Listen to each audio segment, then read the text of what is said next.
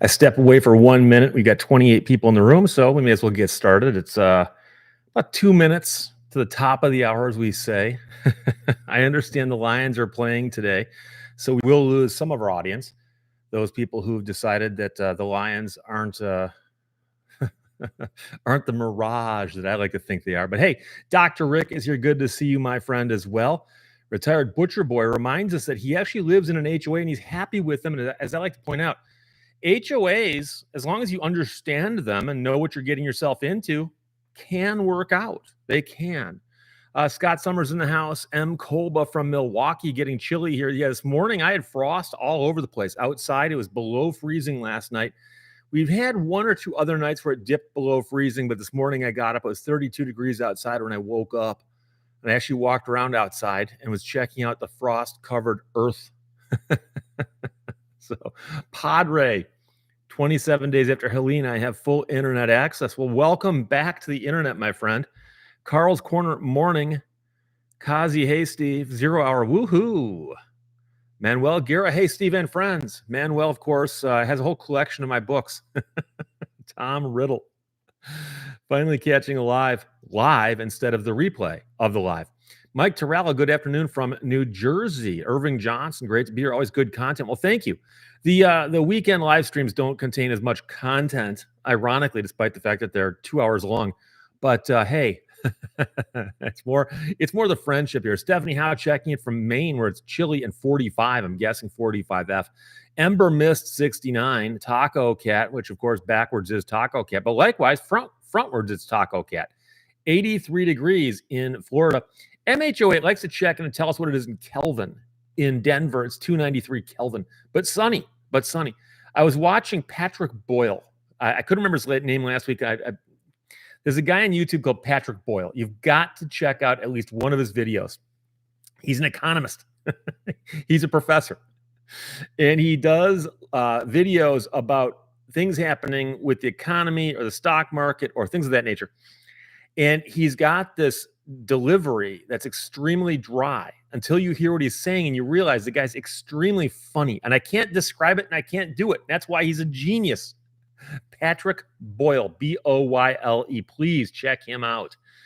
Now Curmudgeon's Vegas in the house. It is 81 at the moment. Paul Buser says, I think I'm going to Florida. I talked to somebody yesterday who moved from Florida back to Michigan, said they'd had enough. Andrew Lee, hello from Nome, Alaska. Nome, Alaska, 1 degree. Oh, no, I'm sorry, 1 inch of snow here. 1 inch of snow. Yeah, that's not much for you guys, right? You guys get a lot. Henrik Nordstrom, hello from Sweden. It's evening here. I'm guessing you're 5 or 6, maybe 6 hours beyond us, because I'm showing 1 o'clock, 1 o'clock p.m. here. I'm guessing it's plus 6 or 7 where you are. Hello, everyone from Sun City Center, Florida. Ian McNathan, Emula's 97. Hi, Steve. And for the first time today, it jumped on me. Didn't jump far. G Keyman is 565. Hello. Kelly Ramsey's in the house. Hello, Steve. And happy Halloween. And that's an example where my eyes get ahead of my brain. My brain gets ahead of my mouth because I saw hello, Steve, happy Halloween. I started saying Halloween. And I realized that I was reading the hello, Steve, and happy. And then my mouth was a couple words behind. And that happens. It happens. If I'm doing a video, I can clean it up in editing, as we like to say. The prodigal strangers want to say good luck, Steve. We're all counting on you. Stop calling me Shirley. You're a credit to the organization, my friend. 81 in Dallas is Henry Perez. Manitoba Misanthrope. Is that an 07? Not sure if there's a meaning behind that. Maybe we're playing bingo. Could that be a bingo call? Scott Argyle, good morning, Steve, from the Oregon coast, Seal Rock. I've got a friend who lives near Seal Beach, but that's down in California. Jesse Taylor from Arizona. Thank you for creating good content. Okay, thank you for watching the content. Conman, or it could be Conma number 1 or Conman number 1. Good morning from Oamaru, South Island, New Zealand. I know enough about New Zealand to know there's 2 islands. I've got a friend who lives on the North Island, but I've never been there, and I need to go there. I need to go to New Zealand. I need to go to Australia too, but New Zealand is one of those places. I just got to go. Joshua Gibbs is listening while driving this week. Walden Ridge, East Tennessee. Manuel Guerra says, I need new books. Which ones do you need? Do you need books you haven't got yet? Or have you already used up or handed out or given away some of your other books? Tom Riddle, one thing I've noticed, Steve, is, oh boy, a catchphrase of yours. It can be. When you work in radio, which I did for a long, long time, and then I also shoot videos, and I think language-wise, to keep the videos like the radio, so I don't swear in the videos. So, oh boy is something I say occasionally for two reasons. One is it's not swearing, but it indicates some level of, response on my part. It's also easy to type when I'm texting somebody. So if somebody texts me something crazy and I just go, oh boy. You wouldn't know that unless you texted with me, but Howard County Observer is observing from Indiana, which I'm wondering, is Howard County in Indiana, or are you observing from a different county now? Carl's Corner says, sorry, good afternoon, Steve. You know something? We'll accept any greeting here, regardless of whether it's timely or not. Somebody this morning on my video about the Gerber baby coupon, I said one thing about Michigan is I live there. And somebody actually responded. I pinned the comment. He said, Steve, you slipped up. You admitted that you live there, not here. And I said, well, of course, when I live in my underground lair down beneath the Earth's mantle, sometimes you lose track of exactly where the surface dwellers live. No, Michigan, I live there. Oh, you're not in Michigan, are you? Yeah, I'm in Michigan. I live there. Well, I can't say I live there. Yeah, it works both ways, believe it or not. Stephanie Howe, LOL, yes. Duncan Campbell, we had a nice and sunny weekend here, and I believe Duncan's in Australia. And of course, I know it's a big place, but I suspect they had a great sunny weekend over the entire place.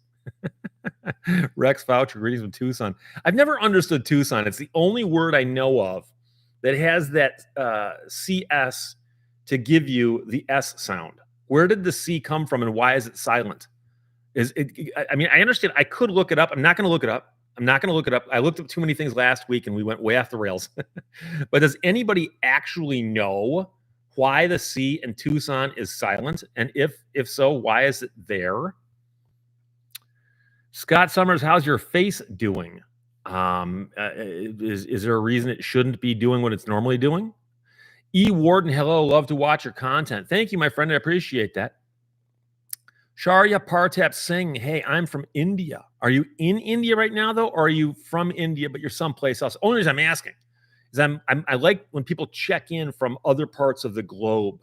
So hey, Steve, I'm from India, but I'm currently in Farmington Hills, Michigan. I'd be like, oh, okay, you're down the street. But I'm just curious. Ben Heiser, hello from Republic, Washington, small town in the mountains of eastern Washington. Rainy and chilly. Yeah, I understand that that's at least the reputation that area has got up there. There's a lot of rain. There's a running joke on Frasier, but I mean, it's one of those things that people talk about how much it rains up there. And of course, like anything else, you just get get used to your environment, right? So now we've got people jumping in. We have almost 200 people in the room. Matt Schaefer, nice to finally catch you live. I appreciate that, my friend. Anonymous user, are there any updates on the armored car seizures? Not that I'm aware of. Things like that I would do updates on as soon as I found the information. Old Paint 71 says 3 minutes late, but watching from the beginning at 1.5 speed. Occasionally I'll do that on my own videos, and it freaks me out to hear my voice sped up, but then they pitch correct it so it doesn't sound too crazy. So when I worked in radio, you could take a tape and record it at like 7.5 IPS and play it back at 15. And of course, it would change the pitch also. And so YouTube's got it where they say, okay, well, we'll speed it up, but we'll de-pitch it so it doesn't sound so bad. But Newhouse Lock and Key, good afternoon, sir. I appreciate that. Had a waiter yesterday call me sir repeatedly. And I thought, I like this. The kid's got respect. I gave him a really good tip. Spaced Rangers Recording Studio. Hi, Steve. Hello, all. Spaced Rangers Recording Studio. Have you got a reel-to-reel deck in that studio, or are you modern? Joe Cram from Northern California. No weather report as we don't have weather. That brings us to the question that always people sometimes ask, sometimes, is when you say it's raining outside. Obviously, it's raining outside. It rarely rains inside. But when you say it's raining, what is it? The weather is raining. The sky is raining. It's just an odd construction. But again, I'm still waiting to hear from somebody about the silent C in Tucson. Gina Maria Italiano, hello, I'm on time today. We're all on time. Keep in mind that if you're here, you are doing better than the other, whatever the population of the planet is, minus 213. All of those people are not here, and you are here. So we appreciate that. Oh, Manitoba Misanthrope says the 07 is a text salute. I'm guessing O and 7, kind of. I appreciate it. I'd never seen that one before. Padre, my friend, messes up words sometimes. I say he has his own language. Kevinese. Kenneth Wiggins from Abilene, Texas, saying hi. And Hobie Jackson, also in Northeast Texas. Art asks, are you aware of the hot, crazy matrix? Yes, I am. And I will not even attempt to describe it. But if you go onto YouTube and type in hot, crazy matrix, there's a guy, and it's been copied now a bunch of times, but there's a guy who drew up on a whiteboard how intelligent women are, and then how hot they are. And then, of course, where the various intersections are of the women you'd like to date versus the women you want to marry versus, and he points out that there are occasions where, and I'm sure it works for men too, where somebody can be so hot that you don't mind that they're crazy.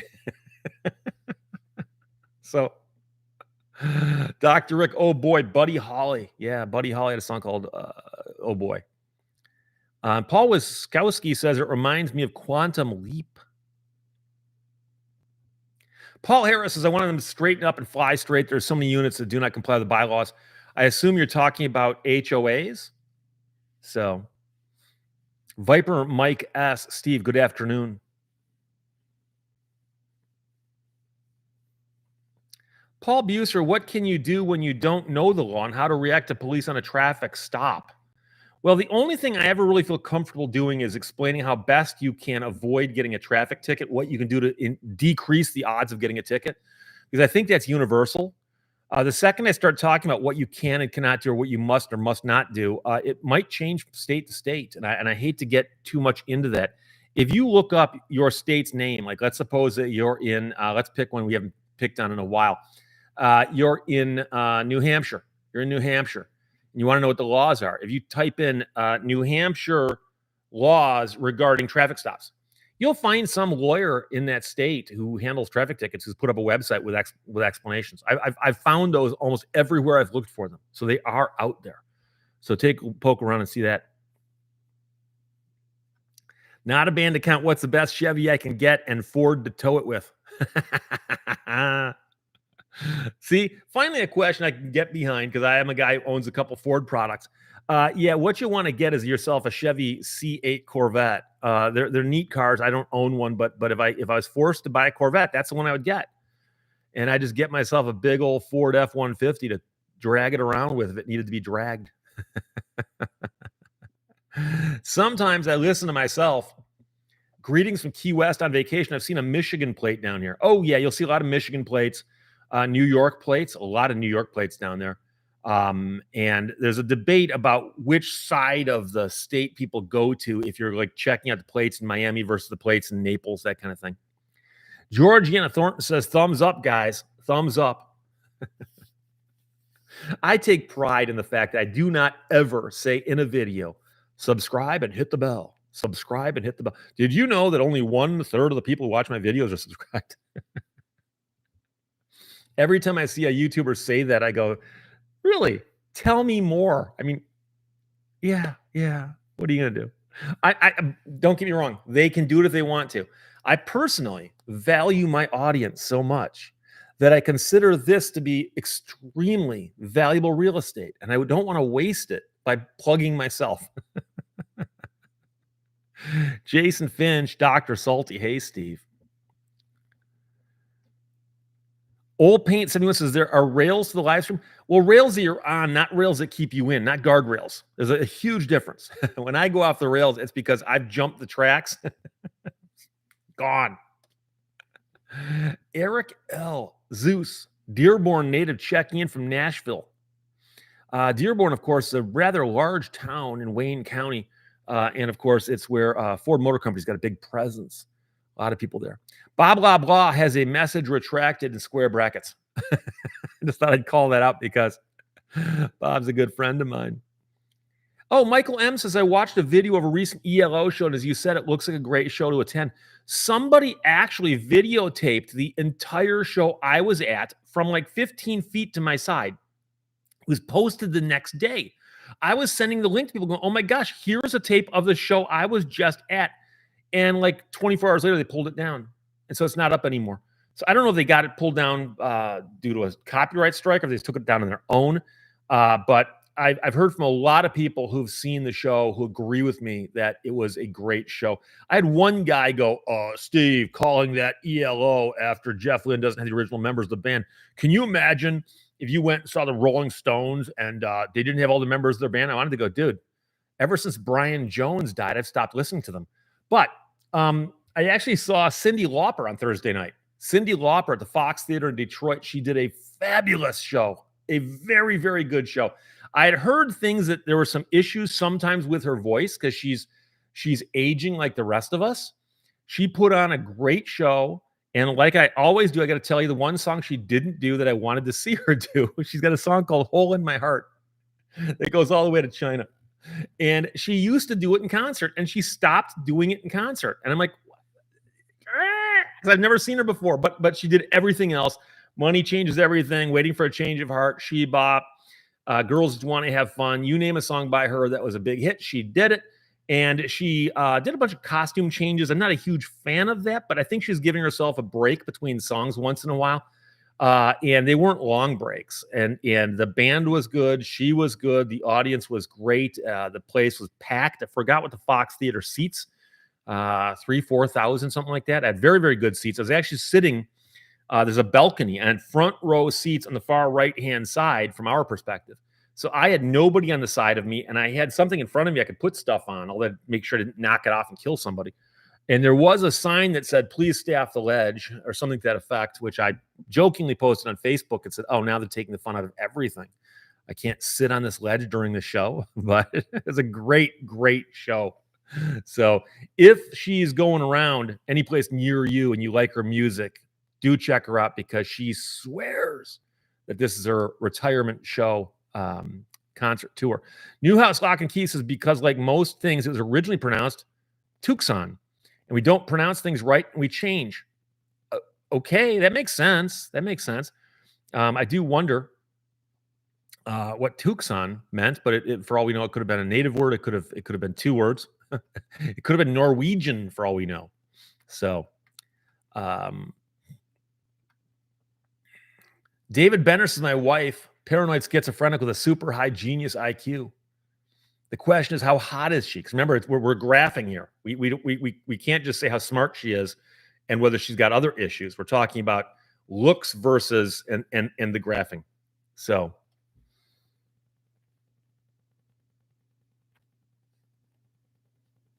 Fred Blower says hello from Granville, but not the Pontiac Granville. See, now we have inside jokes on just the live streams. The Prodigal Stranger agrees that at one point in time, the C in Tucson was pronounced probably like a K, like Tucson, and that's why it is there. Wade Pittenger suggests you might see a lot of Florida plates in Key West. You might. But it's funny. I talk to people who live in Florida. I've got friends down there, and they say that you can tell what season it is by the license plates, because when there's a huge influx of northern plates, like it's wintertime. So there you go. Tiandre Mian says, I subscribe because you don't ask us to. See, I'm using reverse psychology. Tommy Ann says, let no man deceive himself. Let no man deceive you. Let no man be deceived by machines. Okay. John Zeckerly wants to do a quick poll. What kind of stereo system does everyone have out there? Are we talking about listening to music in the comfort of your own home or in your car?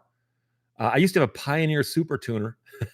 I remember those. It was so advanced, it didn't even have a digital. It actually had an analog dial on it to get in different frequencies. Michael Vanderbilt checking in from Lansing, Illinois. Okay. I always forget there are Lansings elsewhere. Big game was yesterday in Ann Arbor between, of course, East Lansing and Ann Arbor, but that would be Michigan versus Michigan State. Very good game. Neither team played terribly well, but Michigan hung on and won it. But, of course, I'm a big Michigan fan. Michigan's not doing that great this year. Neither is Michigan State. But Michigan has an excuse. They lost so many important people to the program. But it was a night game, and it was chilly, I suspect.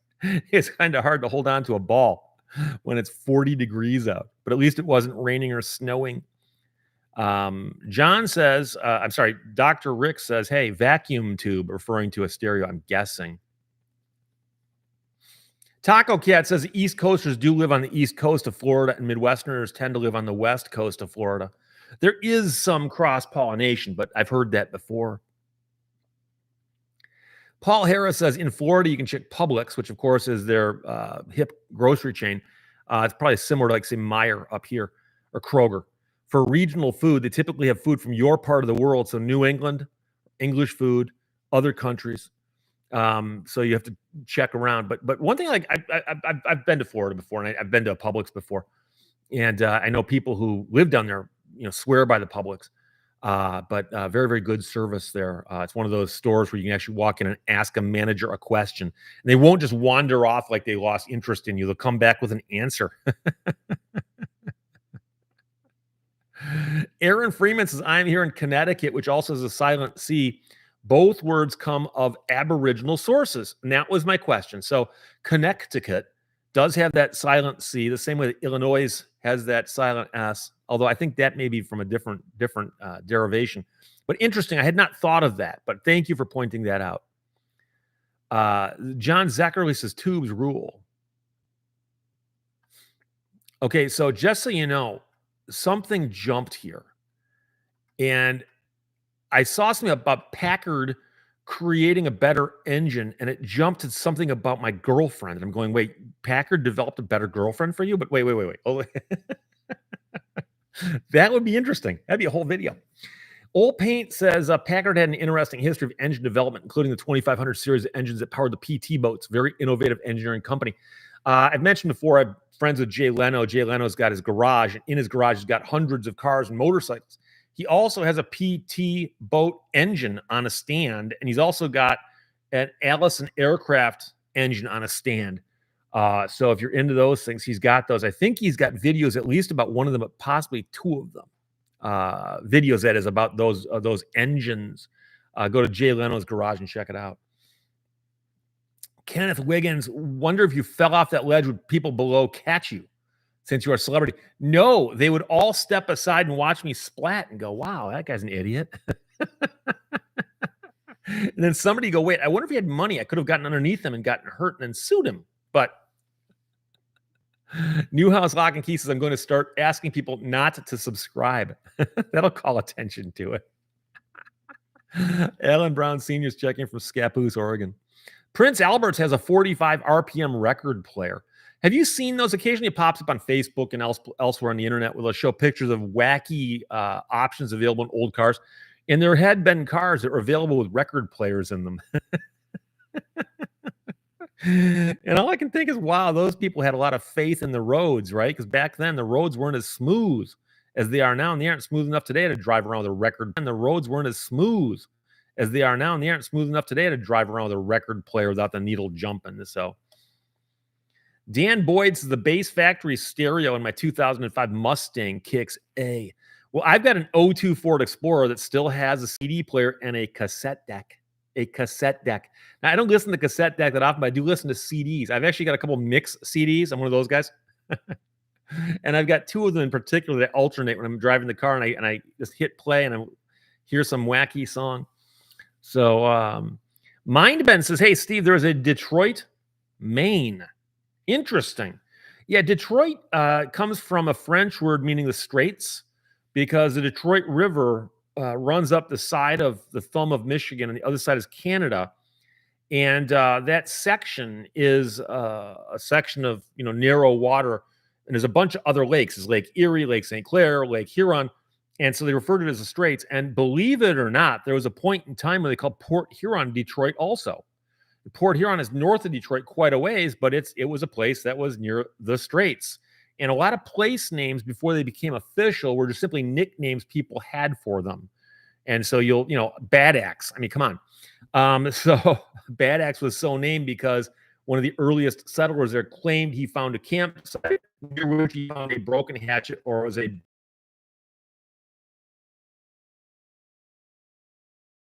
to the Detroit that at the base of Port Huron, as opposed to the Detroit down towards Lake Erie. And they were referring to Port Huron, which later on got named Port Huron because it was less confusing than having two Detroits in the state of Michigan.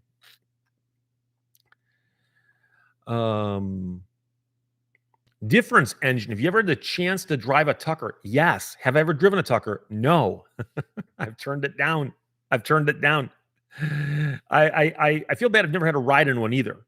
But I've actually had somebody say, Steve, you want to drive it? I'm like, no, do not want to drive it. It's too unusual in how it drives because of the shifter and the transmission. I don't want to be dealing with complex technology and something that old, that valuable, that if it broke while I was driving it, it wouldn't be my fault, but I'd feel like it was. I hate to admit that, but it's true.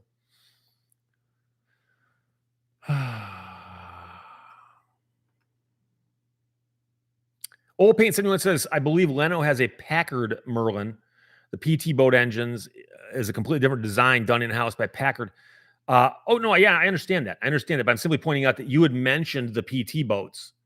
And I always refer to the V12 airplanes as Allison. I understand there's a Packard and there's Allison and blah, blah, blah. But they had a very similar pedigree. So he's got one of each, is what I'm saying. He's got a PT boat engine and he's got the aircraft engine. Aircraft engine is on a stand with a control panel and a prop, and he can fire it up. And you can't fly it; it's got no wings, but it's an engine with a prop, and it's pretty cool. I did not see it run in person, but I saw it in person, and then I've seen the video where he said you could.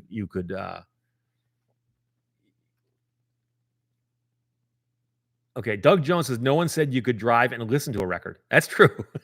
It's got a record player, but oh boy.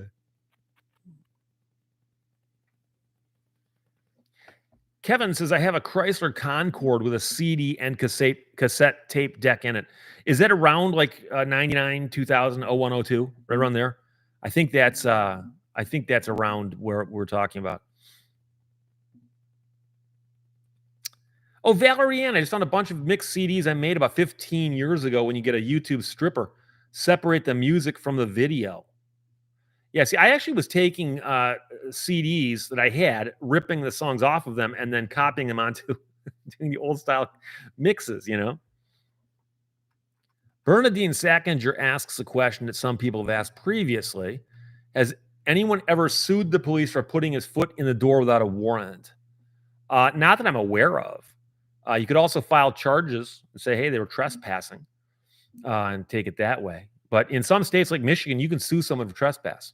Litigate it and see what happens. John Sopko says Commerce has like 3 Commerce roads somehow, and it's fine. Pete Nicolich says, have you angered YouTube? They're buffering you like mad. Well, I suspect if that's happening, it's probably because of the fact that the bandwidth has issues, shall we say. By the way, I got a note that the Canadian robot lady will be here today. And so far, I've not gotten a note countering that. So as of right now, the primary note I'm working off of is the one where she said she will be here. But she's got something to take care of. She'll take care of it, and then she'll get here. So there you go. Doug Jones, if I refuse to take a nap, is that resisting a rest? Hey, I got something for you. Oh, boy, I just dropped something. I mentioned a week or two ago that I drive along in my brand new Ford Explorer, and all of a sudden, it dings at me and tells me I need to go take a nap. And now, here's the thing. I know I've got it here somewhere. There we go. I driver alert warning, rest suggested. That's what it looks like. And you notice it's out of focus there? That's because I'm half asleep. No, I'm just kidding. Um,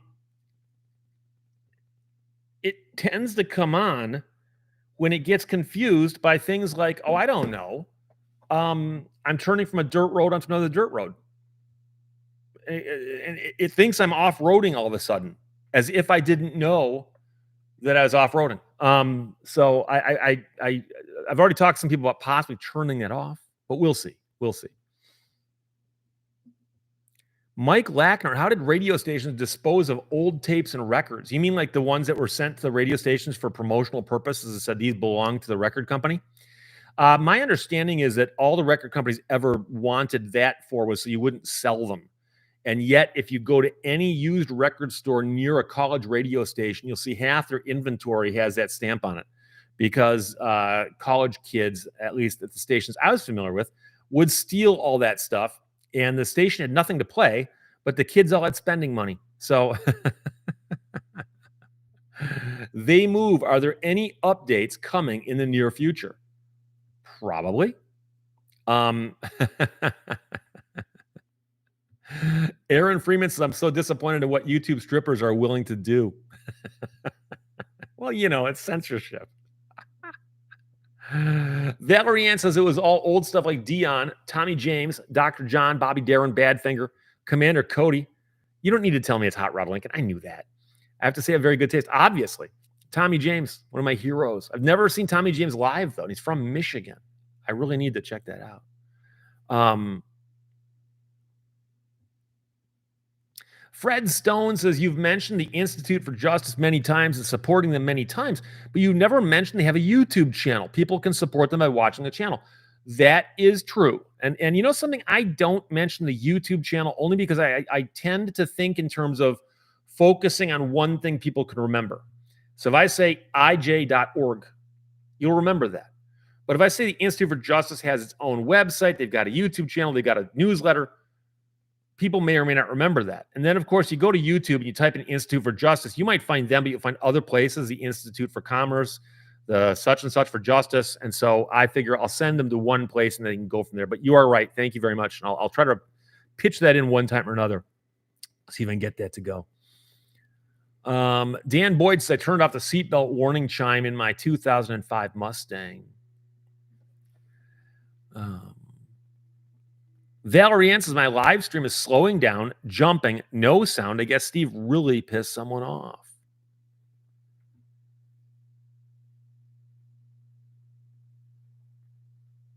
Art S, I need video of Steve beating on the dash of the Explorer while yelling, but I don't want to go to bed. Bob Blah Blah says, the big question is, of course, what part of Michigan is he from, here or there? iReal Media, do EVs fall under lemon laws? Yes, if they're automobiles. So in Michigan, a Tesla and anything else would be under the lemon law, and I've handled a few of those cases. Valerie Ann says, Tommy James Live is pretty awesome. And by the way, for those people out there who got all upset when I referred to Jeff Lynne as being ELO, when it was Jeff Lynne's ELO, but not the original ELO. Tommy James and the Shondells, I read his book, and the Shondells were an imaginary group. He recorded the song Hanky Panky, and it was just a horribly recorded song, but it became a regional hit, and then he went to New York and got a record deal. And they said, okay, you get to put together your own band. So he put together a band, and he called it The Shondells. And every time that he'd tour again, he'd go, hey, you guys want to come with me? And some could, some wouldn't. And there's a couple of guys who were with him quite a bit. But generally speaking, it was just Tommy James. And the touring group was just whoever was available at the time. One of the guys he recorded Hanky Panky with had joined the Army. And Tommy James tried to track him down and couldn't get a hold of him. And he left. He would join the Army. Can you imagine if you were in a high school band that later went on to huge fame and fortune and you didn't realize it until it was too late?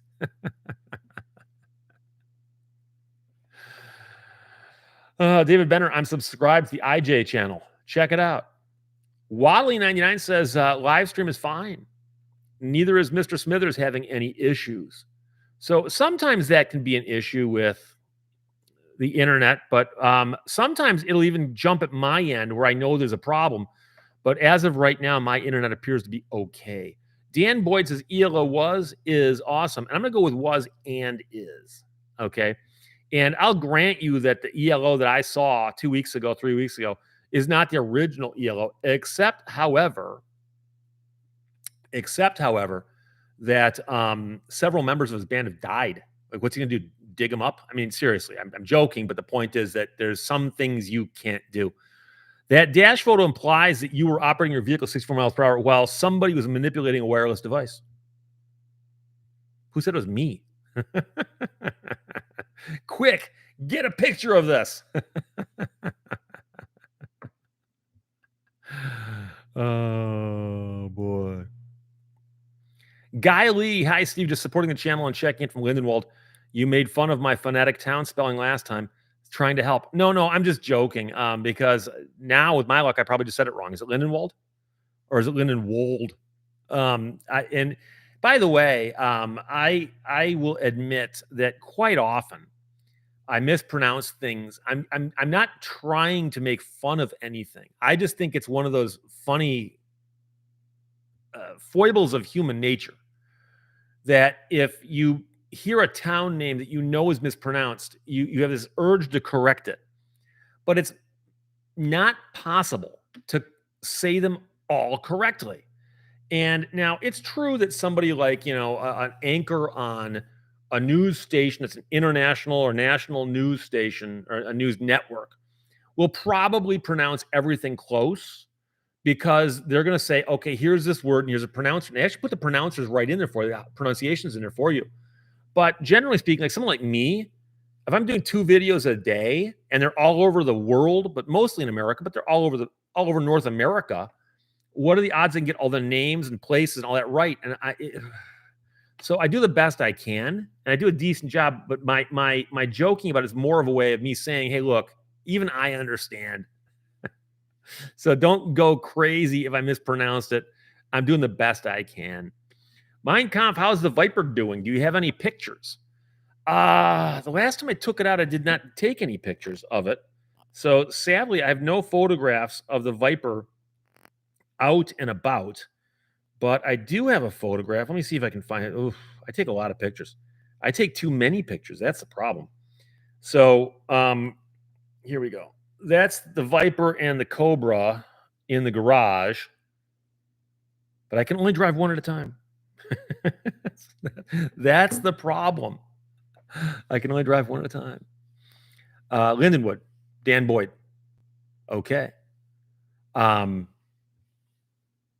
Prodigal Stranger says, I always cringe when I hear out-of-staters try to pronounce Hawthorne, New Jersey. It's not Hawthorne?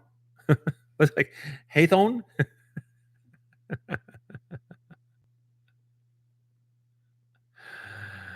Difference engine regarding ELO. If we rename the ship of Theseus Paradox, is it still the same paradox?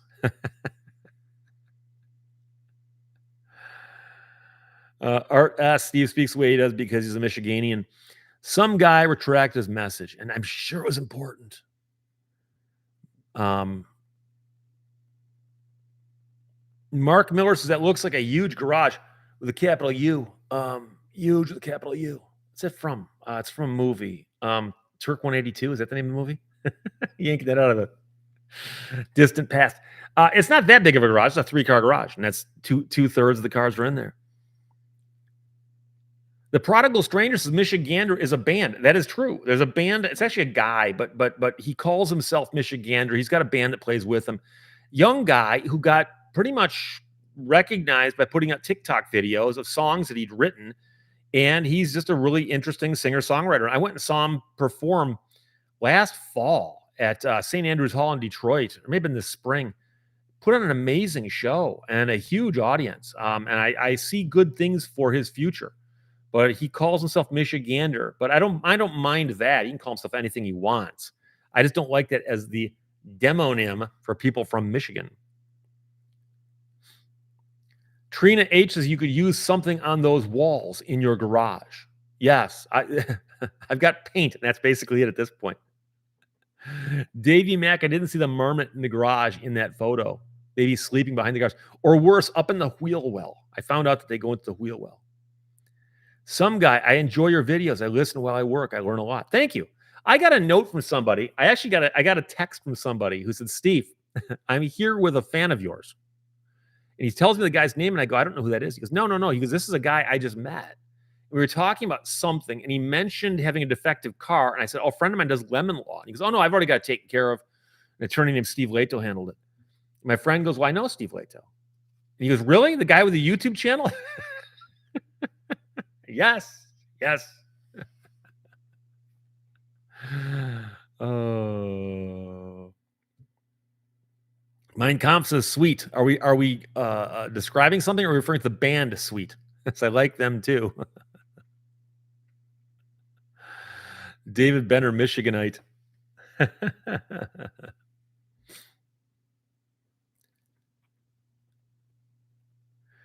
Mark Miller says there's a rock band in Colorado back in high school named Gibraltar.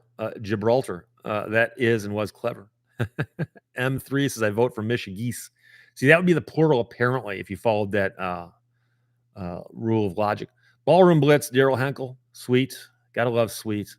They were huge, huge back there in the early 70s. Fox on the Run's my favorite, but they had others. Actually, they were much, much bigger in England than they were here. But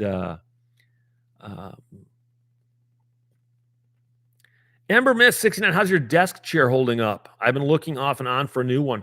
Well, this is the one here. I've got two of these, and they're holding up just fine. So these are from a company called Flexi Spot that I did some promotion for. And everyone I've heard from said they had good experiences. So I've yet to hear from anybody who said, didn't work out. So there you go.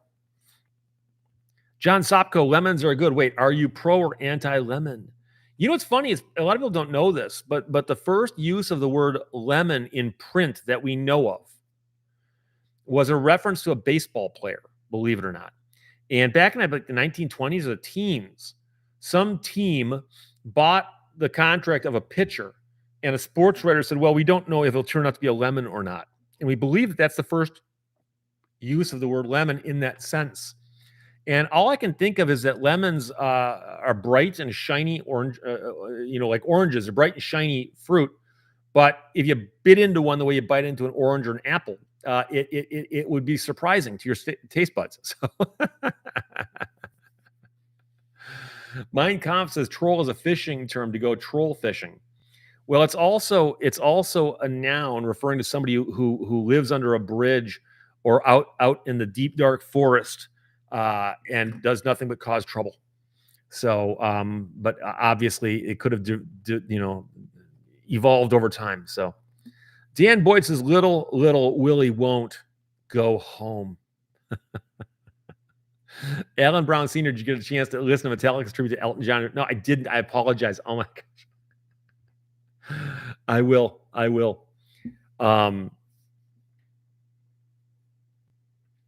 Manuel Guerra says, again, I need new books. But I saw you say that last time, but the question is, which do you need different books than the one you got last time than the ones or replacement ones? I need to know this. Stanley Snow Monkey 318 says, I always take pictures on the phone and have over 1,300 photos and counting. I don't know how many I've got. I'd have to count, and I don't have that kind of time. But for those of you who are curious, I will show you, for instance, the show I was at very recently was Cyndi Lauper, and there's a picture of Cyndi Lauper up on stage. So, I mean, I have a lot of photographs like that.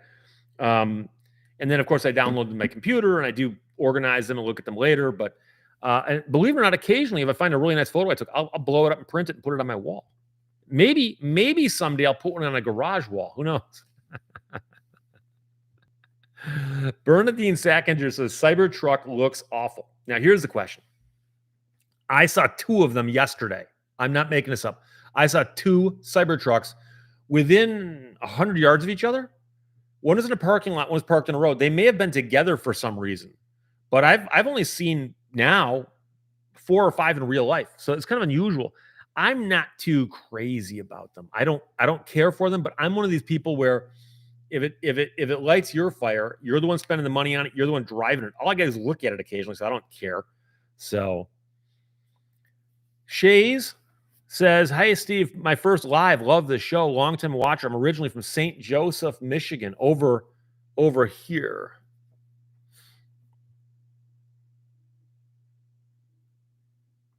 David Peterson says, "All the bands mentioned would make a great programming foundation for an internet radio station."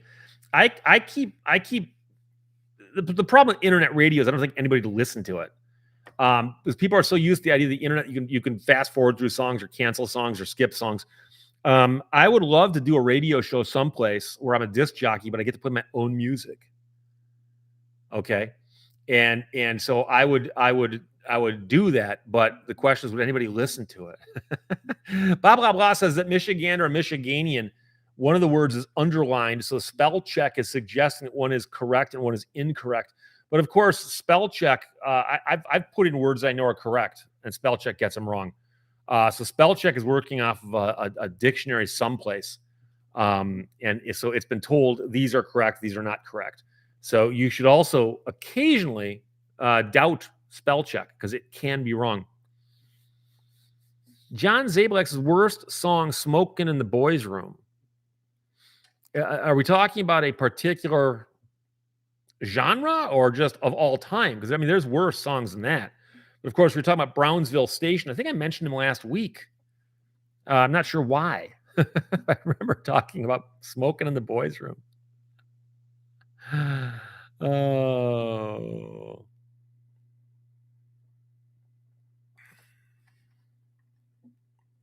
Oh, hang on, hang on. I saw it. Where'd it go? I just saw Manuel mention what it was that he needs. I need to figure out what books I'm missing. Books you recommend? I recommend all my books, obviously.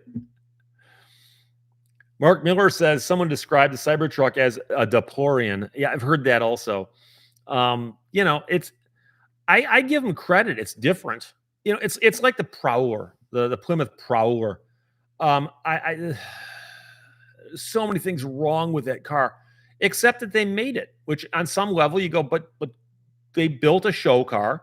People expressed interest in it, so they made them and sold them. More power to them. And it's that kind of thinking that brought us the Viper. The Viper originally was a show car, and Bob Lutz said, "Well, if people would buy them, we'll build them." People said, "We'll buy them." He said, "Okay, we'll build them." So I admire the companies for trying that kind of stuff. Then again, I guess I do condemn the people who made the Aztec. So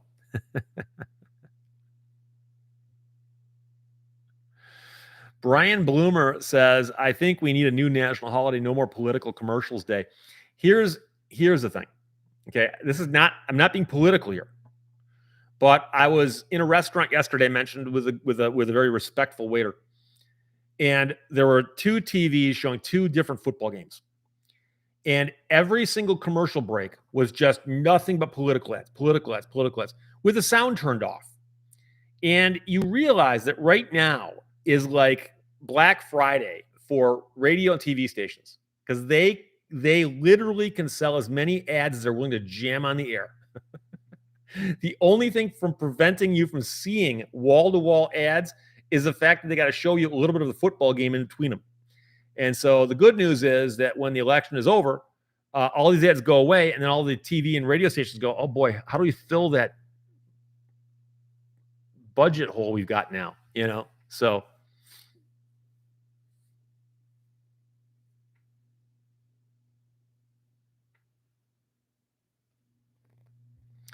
Sheridan Forbes says, "I need your advice on how to handle a non-payment for my service. Customer had me collect 18 bags of leaves from a property and mow the lawn, and she stopped answering my calls." And I take it this is what you call a verbal contract, where she said, "Hey, you clean this stuff up and I'll pay you."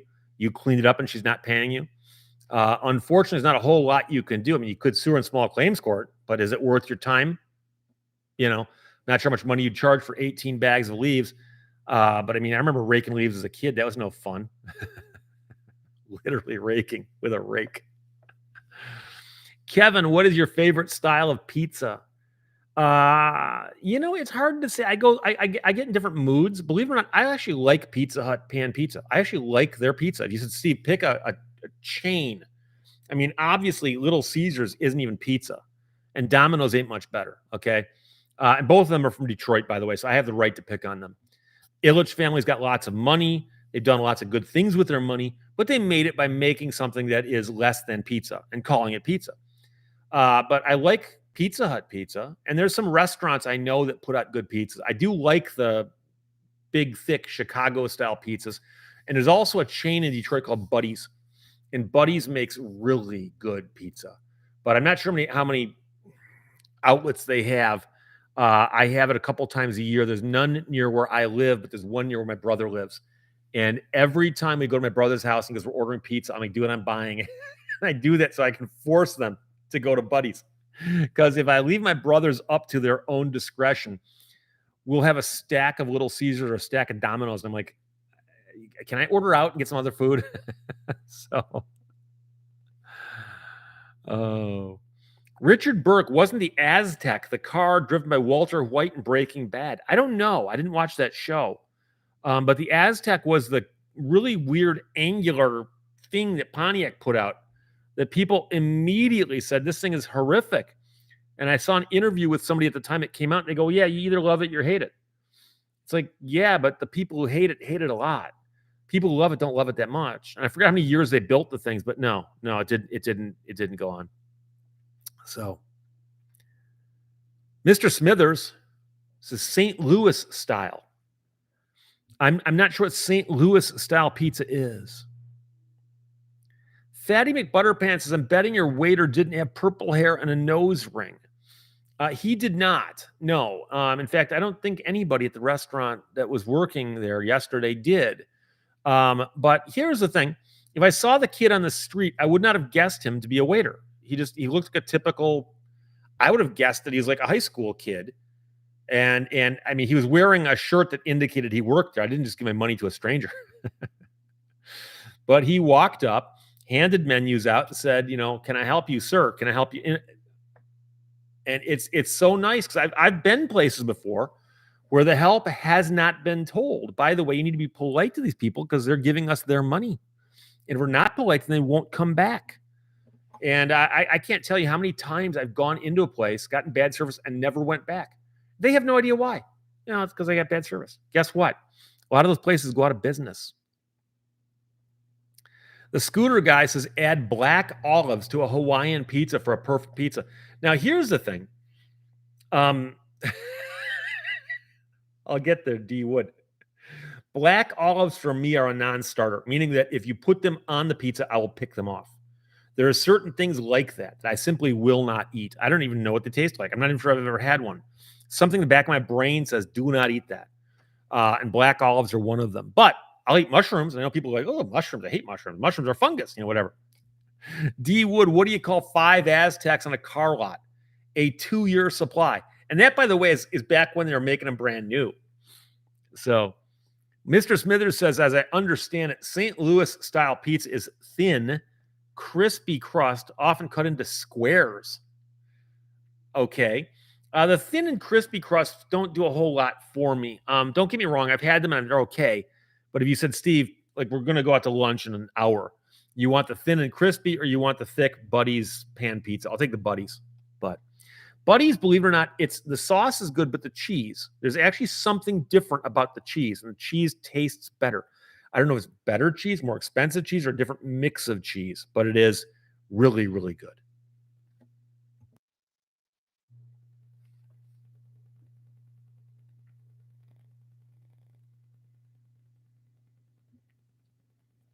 Wags 99999 says green olives and pizza is great. Same thing. I don't like green olives. I don't like olives in general. I had a Greek salad today and had olives on it. I'm picking the olives off.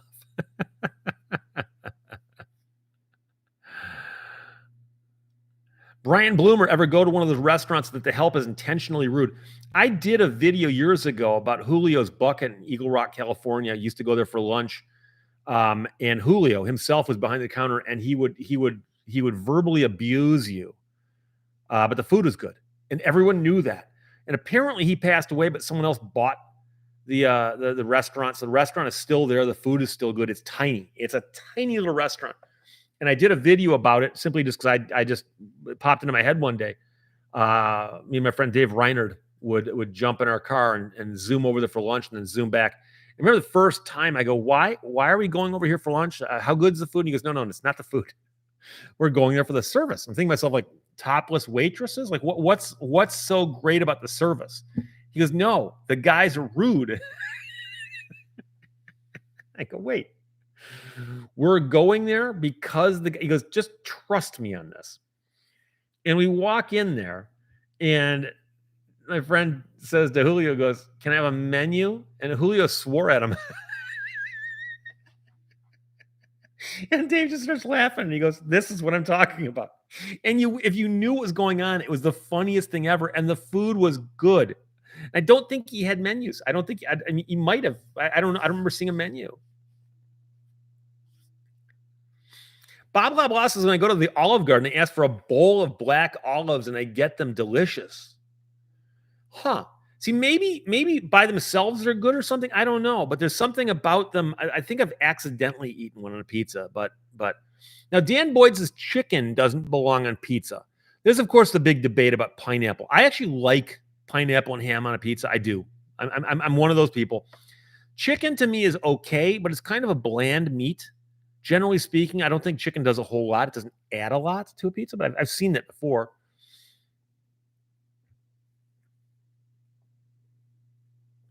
Prodigal Stranger says he found an new old stock Aztec the dealer wanted $5,000 for a few years ago. New old stock, I mean, like literally, like still brand new. Wade Pittenger says Steve won't watch Popeye due to olive oil. Hey, I got a question for you now that you bring that up. Popeye's chicken. They actually pay a licensing fee to call themselves Popeye's chicken. It's not Popeye's spinach, it's Popeye's chicken. Does anybody today actually place any value in calling a restaurant Popeye's? Like what? Like when I think about corporations doing weird things, I remember the first time I heard there was a place called Popeye's. I just assumed some guy named Popeye called himself Popeye and called his restaurant that. And then I thought, wait, it's a chain. I don't know if they could do that if somebody owns that name. Like maybe it's named after Popeye Doyle from the French Connection. No. Daryl Henkel says, I used to ignore your videos. I have no clue how much I was missing. That's 3 years ago. Now I won't miss one. The question is, did you actively ignore them? You didn't know they existed? Because if you had to ignore them, it means they were being pushed at you for some reason, right? The algorithm doesn't go and hunt down people who ignore me because they haven't got that kind of time. But a lot of people ignore my videos. But thank you. I appreciate that. Oh, boy.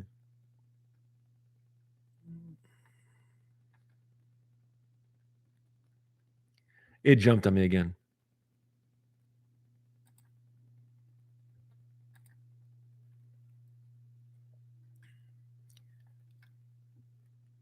Q says, I popularized the equity theft litigation trend. Did you file a lawsuit? Did you represent somebody in a lawsuit? I know there are lawsuits out there about it right now. I am kind of curious to know where the Canadian robot lady is because she said to me she would be here today. And like I said, as the last text I got, she said that she would be here as soon as she could be. So apparently she is just running a little late. I apologize for that on her behalf. Mein Kampf says Little Caesars on top because of price. Well, that's true. The food is really, really inexpensive. And I guess if you're trying to feed a whole host of people and you want to keep your budget way down there, you could do it. So David Benner has a very controversial take. He says chicken tastes like chicken. Ironically, sometimes it doesn't, but everything tastes like chicken. Ever had rattlesnake? Yeah, it tastes like chicken. Ever had ostrich? Yeah, it tastes like chicken. Really? Old Paint says cheese pizza is a waste. Well, it's sort of like a blank slate, right? I mean, it's like you chose not to put anything on it, but yeah, obviously cheese, but yeah, it's true. Sarah sees pineapple bacon pizza. That's a slight twist on the pineapple and ham, but yeah. 518 Adventures says I biked 33 miles one way just to get mozzarella stick pizza. Not whole sticks, but small pieces. For the few people in the audience who live in southeastern Michigan, there's a place called the Highland House in Highland, Michigan, on M59, out west of Pontiac and out west of Waterford a little ways. The Highland House has been in Highland since like 1975 or so. They have breadsticks there that if you have them once, your body will tell you to return periodically, like you are addicted to them. They are so good. They are so good. If I'm ever driving anywhere near there and they're open, I will reroute just to go in and buy a bag of breadsticks. When I was in high school, we used to drive out there from where I lived, and it was not a short drive. I'm not even sure how we found out they existed, but somebody told us, hey, this place has got these breadsticks. At the time, they were $1 a bag. $1 a bag. We'd have like 4 of us all piled into a car. We'd drive all the way out there. We'd buy 3-4 bags, 3-4 bottles of Diet Coke, whatever we were drinking at the time, and drive back just eating breadsticks, drinking pop, having a grand old time. And I still go there to this day. And I've told the story before, but I was in there recently, and there's an older gentleman there, and I'd seen him around a million times. And I asked somebody else, I said, by the way, is he the owner? I said, well, he's one of the owners. And I went over and introduced myself to him. And I said, I'm curious. I go, I've been coming here since like 1975. When did you open? He goes, 75. And I mentioned some of the other people I'd seen over the years. And at one point in time, I think it was brothers or cousins, but it was a bunch of relatives that had gotten together and created this restaurant. And they are one of these restaurants that is full. You go there on a Friday night, Saturday night, it's jam-packed. The food is good. The help is good. The prices are reasonable. Parking is ample. And the breadsticks are off the charts. They are literally, I'll go in, I'll sit down, the waiter will come over, can I help you? I said, yes. Diet Coke and breadsticks as fast as you can get them here. Guy goes, I understand. Comes back with a bag of breadsticks. Then I place my order. And trust me on that, my friends, it's well worth it. So Richard Burke says Julio's bucket would have been friends with a soup Nazi from Seinfeld. Which, by the way, I believe that the soup Nazi is based on a real person. I've seen an interview with the guy, and he had a reputation, which, of course, they tended to, I don't know, just tweak a little bit for the purposes of drama. Q, I popularized equity theft through social media after bank repossessed my car and stole $3,000 profit after the auction. Okay. And did you do something about that? Because that's the other thing is I tell people, like, once in a while, a vehicle does sell at auction. And by the way, I'm breaking out. I forgot I had this. Every now and then, makes this sounds like a bell ringing. They don't always sell vehicles at a loss. So there's a surplus. It's supposed to go back to the person who owned the car. Obviously, once they pay off the lien holders and all that. Brianna CC says Little Caesars Crazy Bread. Now, that's a different story. That's a different story. I like their bread. And most pizza places can make decent bread because that's not that big of a stretch. But trust me, the breadsticks from the Highland House put them all to shame.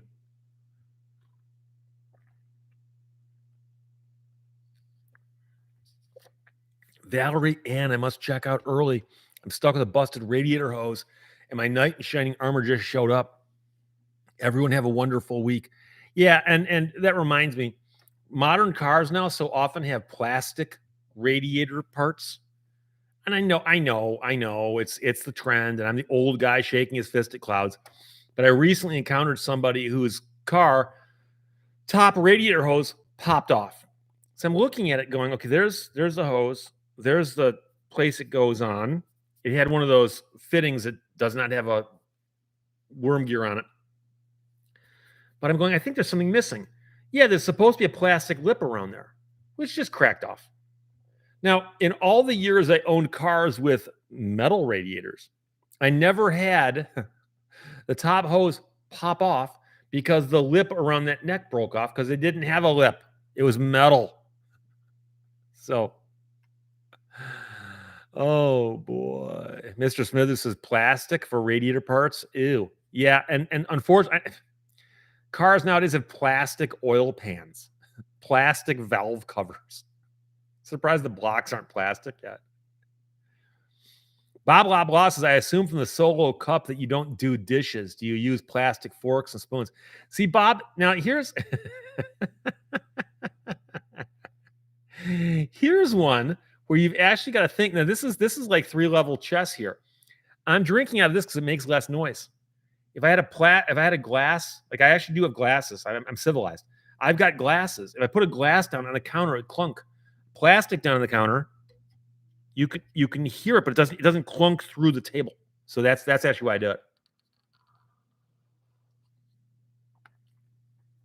Jerry Brown says the soup Nazi wouldn't let Jason Alexander buy soup in real life because of Seinfeld. Josh Holman says, hey, it's good to be here. Mein Kampf says Olive Garden is just a pasta house. You can make pasta at home. Yeah, and I remember going to Olive Garden years ago. And I stopped going. They're one of those companies that to save money did things like downsize their salads or downsize their breadsticks. But then they would tell you things like, oh, we have endless salads. So you finish your salad, you're like, I want some more. And you're looking around and you can't find the waitress anywhere. And she shows up with your meal. And it's like, well, I wanted more salad. Oh, I didn't see you over here. Yeah, I was hiding. What can I tell you?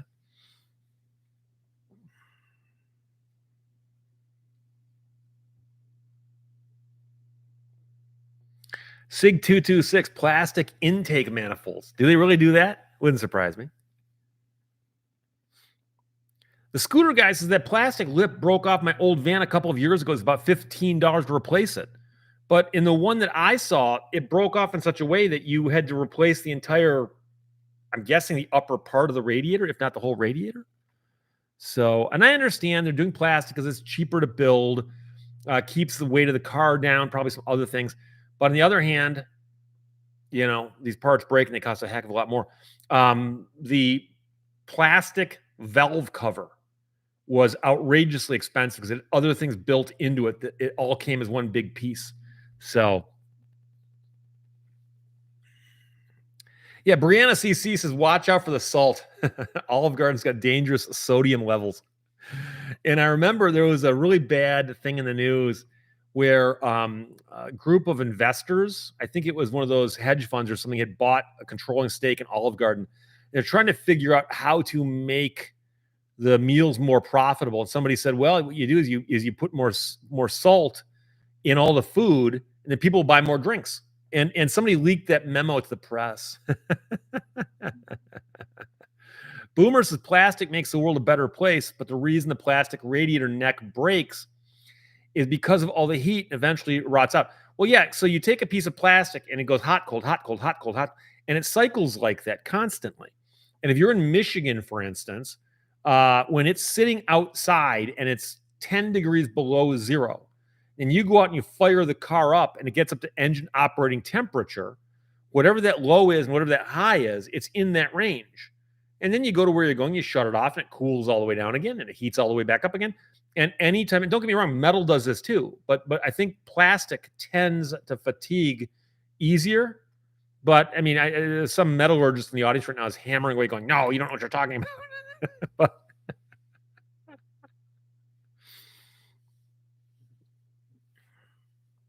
the prodigal stranger says, as long as the salad isn't frozen solid like this lasagna, call yourself a winner.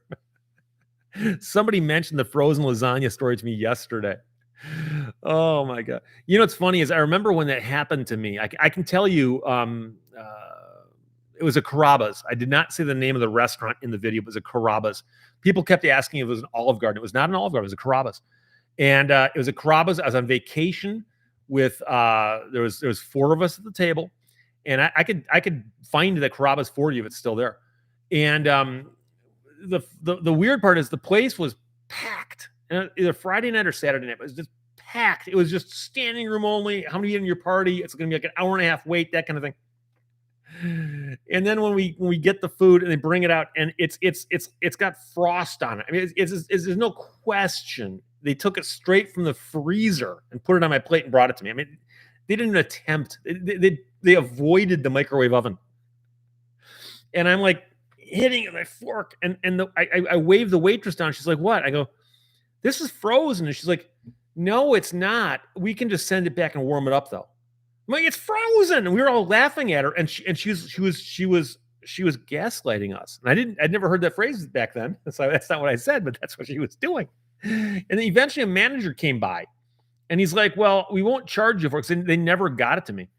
She goes, we won't charge you for it. I'm like, oh, thanks.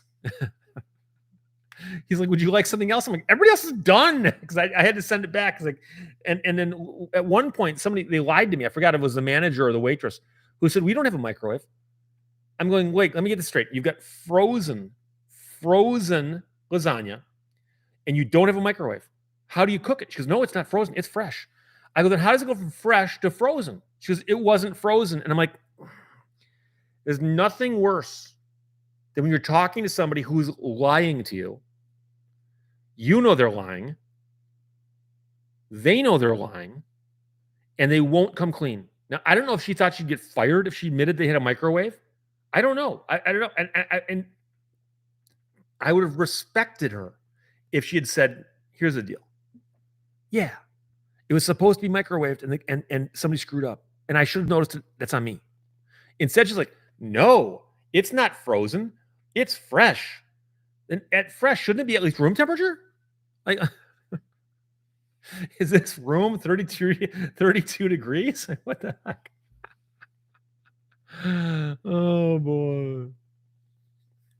Oh. Mark Miller says Carrabba's has gone down quality-wise, unfortunately. Yeah, and this was actually a few years ago. And at the time, I'd had many good experiences there. That was the last time I ever ate at one. Never went back. Never went back.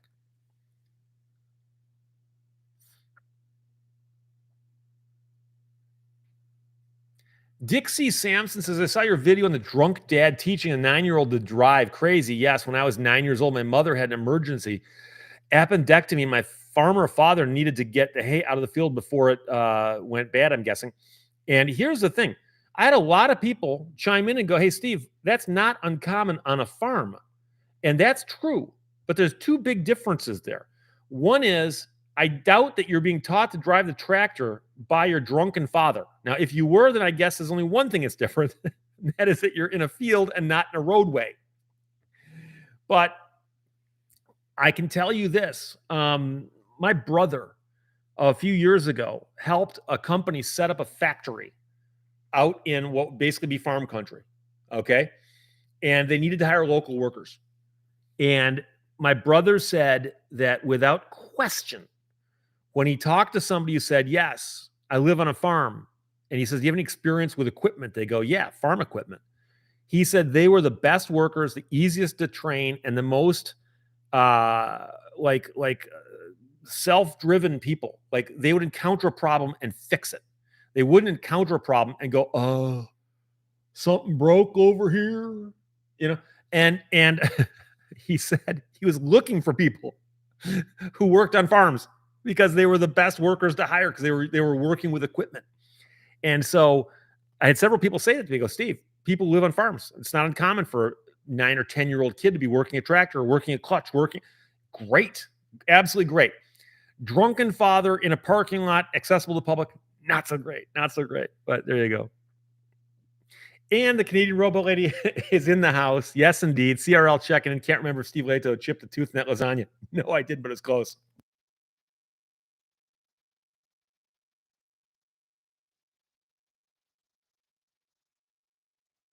There we go.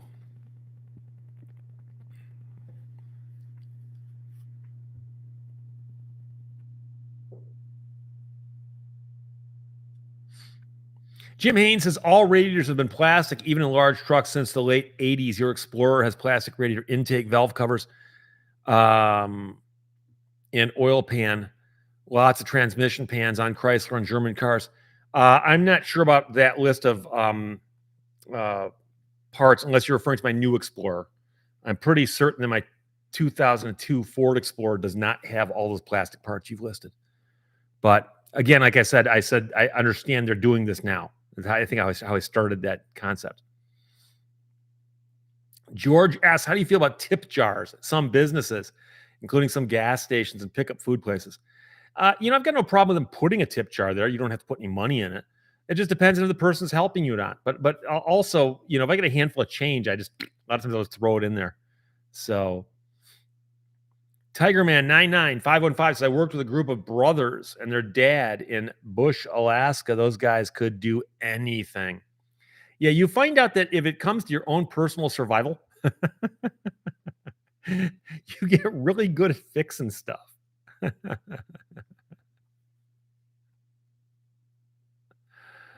Oh. Yeah, and Bill points out there's actually the movie Gaslight, which is where the term comes from, with Angela Lansbury in it, and it's an oldie, but it's a classic. And back when Angela Lansbury was a young woman. Uh,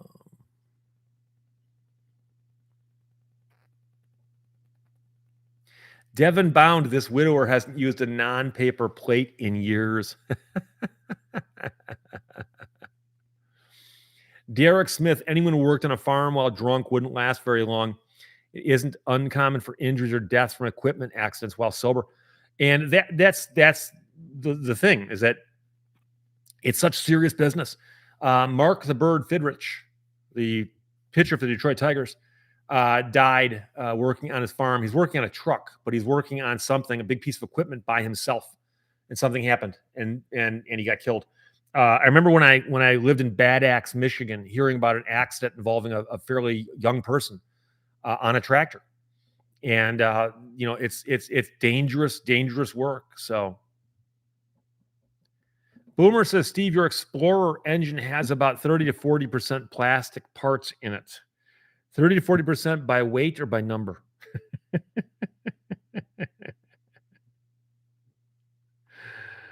Oh boy. Hang on a second. I'm looking something up.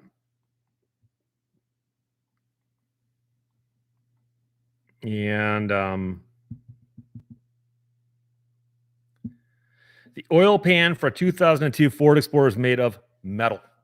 So I'm not going to get into a piece by piece discussion here. It's just that I've always thought that if there's something on a vehicle that ought to be metal, that's exposed to the elements, the oil pan would be one of them. But that's, again, a personal belief of mine. You do not have to agree with me on that.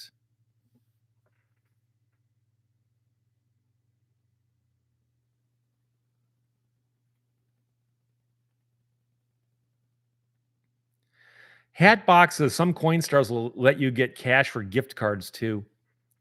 M3, oh my God, my dad was from Bad Axe. Really? What years was he there? I lived in Bad Axe for a couple of years back in the old days.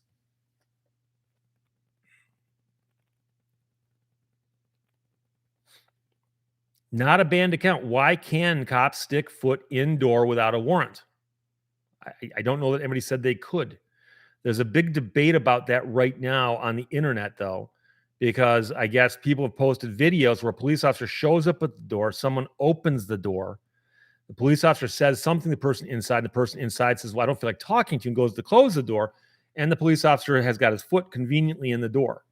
Now, if you wanted to, as noted earlier, because somebody else asked about this, you could say the police officer is trespassing. You could also simply refuse to respond to them and see what happens. Because the question is, are they going to try to put anything else in there besides the foot, like the rest of their leg? I don't know. Lewis Browning says you will be getting a Ford Explorer Matchbox in the mail at the P.O. Box. Okay. 518 Adventures. You are so awesome, Steve. I would love to ride my bike to Michigan to meet you from upstate New York. That'd be a hike. I do not have an e-bike. I still have a mountain bike. I ride it from time to time, not as much as I'd like to, but I've been out on it recently.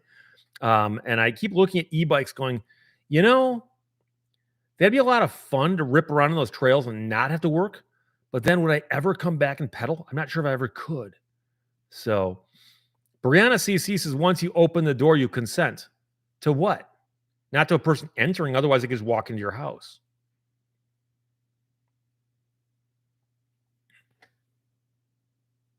Dan Boyd, I used to laugh at safety, and now they call me Three Finger Joe.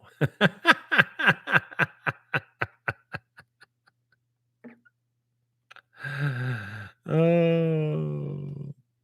Randomized double. Well, I've never been to Bad Axe, but I kind of like the music. A couple years ago, somebody sent me a note and said, Steve, there actually was a heavy metal band called Bad Axe. And they sent me a link and I listened to it. And it's, very typical of that era. It wasn't terribly good, but they weren't from Bad Axe. They just liked the name. They thought it was kind of cool. Bad Axe. Kind of like the Bay City Rollers. Grubby Old Patriot says that Ford used steel oil pans as late as 2021. Okay. So there you go. Not a band accounts how much in cash is it illegal to drive with in the U.S. And so here's the thing. I know what you're getting at, obviously, with civil asset forfeiture. Is that a police officer pulls you over and you got cash on you? The more cash you have, the more likely it is to be taken. Why do you have $900,000 in cash in shoe boxes in your trunk underneath a bunch of other garbage? Versus, why do you have $300 in your shoe? Right? And so I've seen the Michigan State Police bragging on their Twitter feed that they took cash from somebody. Look, we found $7,000 on this guy. Okay. Did he not know the money was there? Why were you searching him for money? And so they think the more money you have, the easier it is to suggest it's up to no good. But it's harder for them to justify if you've got like $100 in your wallet for them to say, hey, this is obviously, the fruit of a crime. So.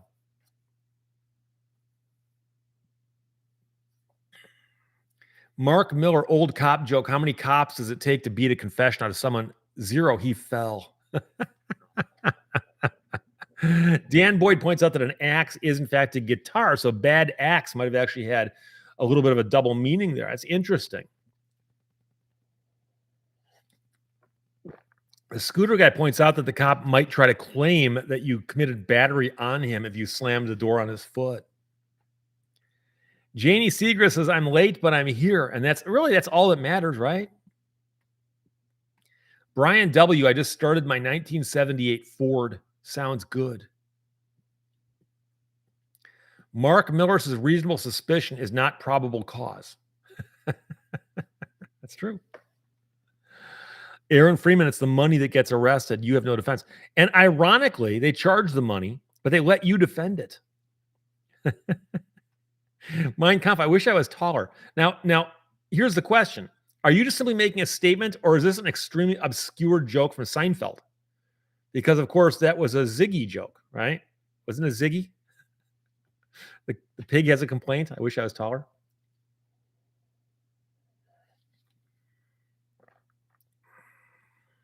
John Sopko says, well, it's no great axe.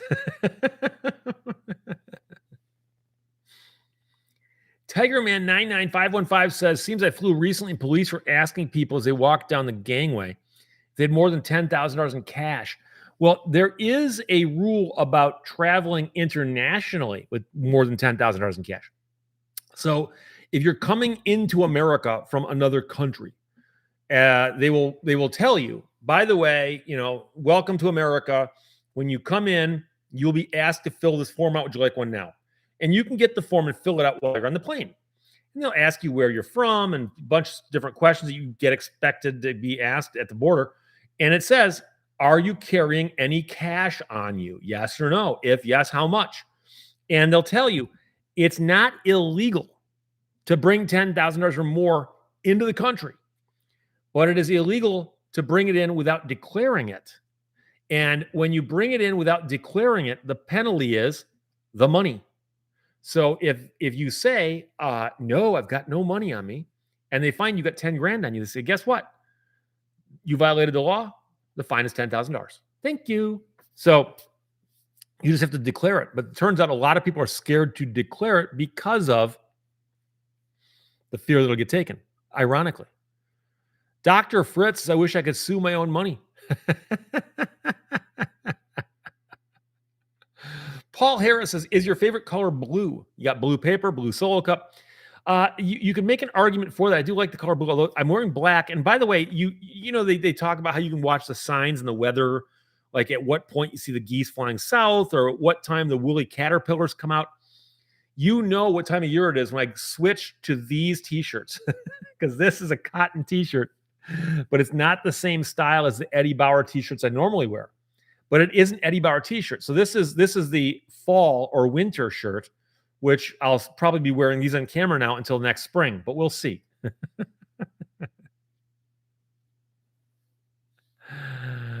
Oh boy. Blah blah blah. Why can you carry a gun legally but be arrested for having a knife? Well, you can also be arrested for carrying a gun. I mean, there are rules that apply to both of those situations. Obviously, a Second Amendment, most people equate that with a gun versus a knife, but generally speaking, it doesn't actually say that, does it? But and that's going to vary wildly from state to state.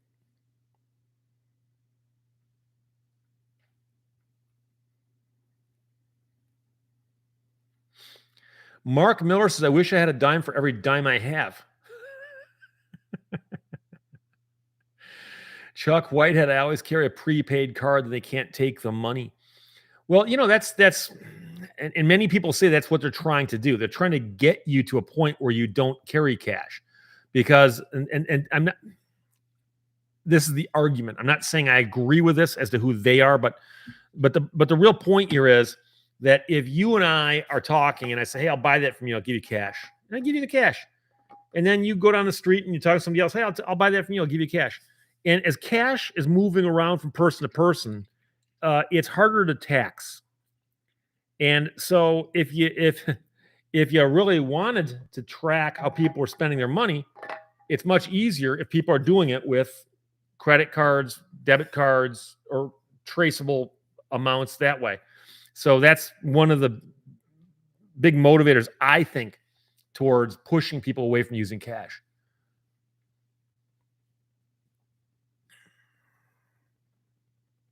Grubby old Patriots says many years ago, I had about $18,000 in cash on me. I just sold a car and some parts at a swap meet. I was more worried about cops than a robber.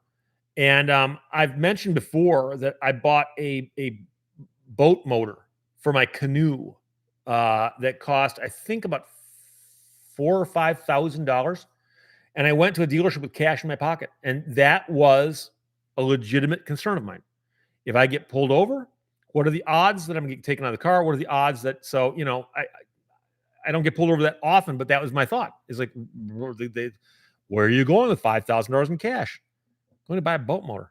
Why wouldn't you use it? I can buy it any way I want. This is America. Redneck Coder, have you ever dressed in Eddie Bauer completely head to toe, all layers down to the belt? I do not have an Eddie Bauer belt, nor Eddie Bauer socks. I do have Eddie Bauer slacks. I have a lot of Eddie Bauer shirts. I have an Eddie Bauer bomber jacket. That's cool. But I do not have a belt and I don't have any Eddie Bauer footwear. So can't quite go head to toe, but I could get close if I wanted to. Manitoba Misanthrope says, I always keep a little cash on me in case the credit card machine is broken. I'm the same way. And I always have some cash on me. But the thing about it is that occasionally you run into situations where you're out of luck. I've mentioned before, I went into a little store in Calumet, Michigan. I love that place, but I went into a little store up there and I went to buy something and I went to hand her the owner of the store. I went to hand her a credit card. She goes, "We don't take plastic," and she did it just. "We don't take plastic." You thought I just slapped her or something, and I'm like, "Oh!" I turned to the person with me. "Can I borrow $10?" It's like, "Do you have any cash on me?" So.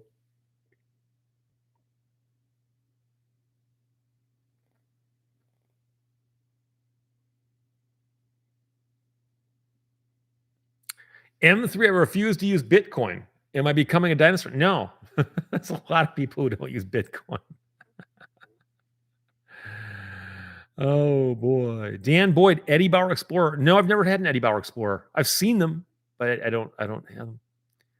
MHO8's done the math for us. It is 143 days, 14 hours, 36 minutes, 21 seconds till spring. Sarah C says Eddie Bauer socks are actually amazing. They're worth the cost. Socks, the kind of thing that if they don't work, I'm like, what do they do? There's an Eddie Bauer store at a mall I often go to. I'm going to look for Eddie Bauer socks, and I'll check back in with you, Sarah C., about that. Codemeister Beat says that in North Carolina, a fixed blade must be openly carried, i.e. on a belt, visible. Folding knives don't matter. Believe it or not, I know a guy, an attorney, good friend of mine. He's passed away now, but he's a good friend of mine at the time, who defended a man who was charged with murder. And the weapon was a knife that he had on his belt. And his defense was, I got attacked and I used it in self-defense. And the interesting thing was that he actually had a job where he used that on the job.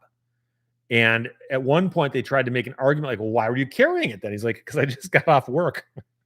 And the jury found him not guilty. And so it's to me, some of these distinctions are strange. Many of them go back like way, way back, like, common law type things. But yeah, it's fascinating how that can be so different from place to place.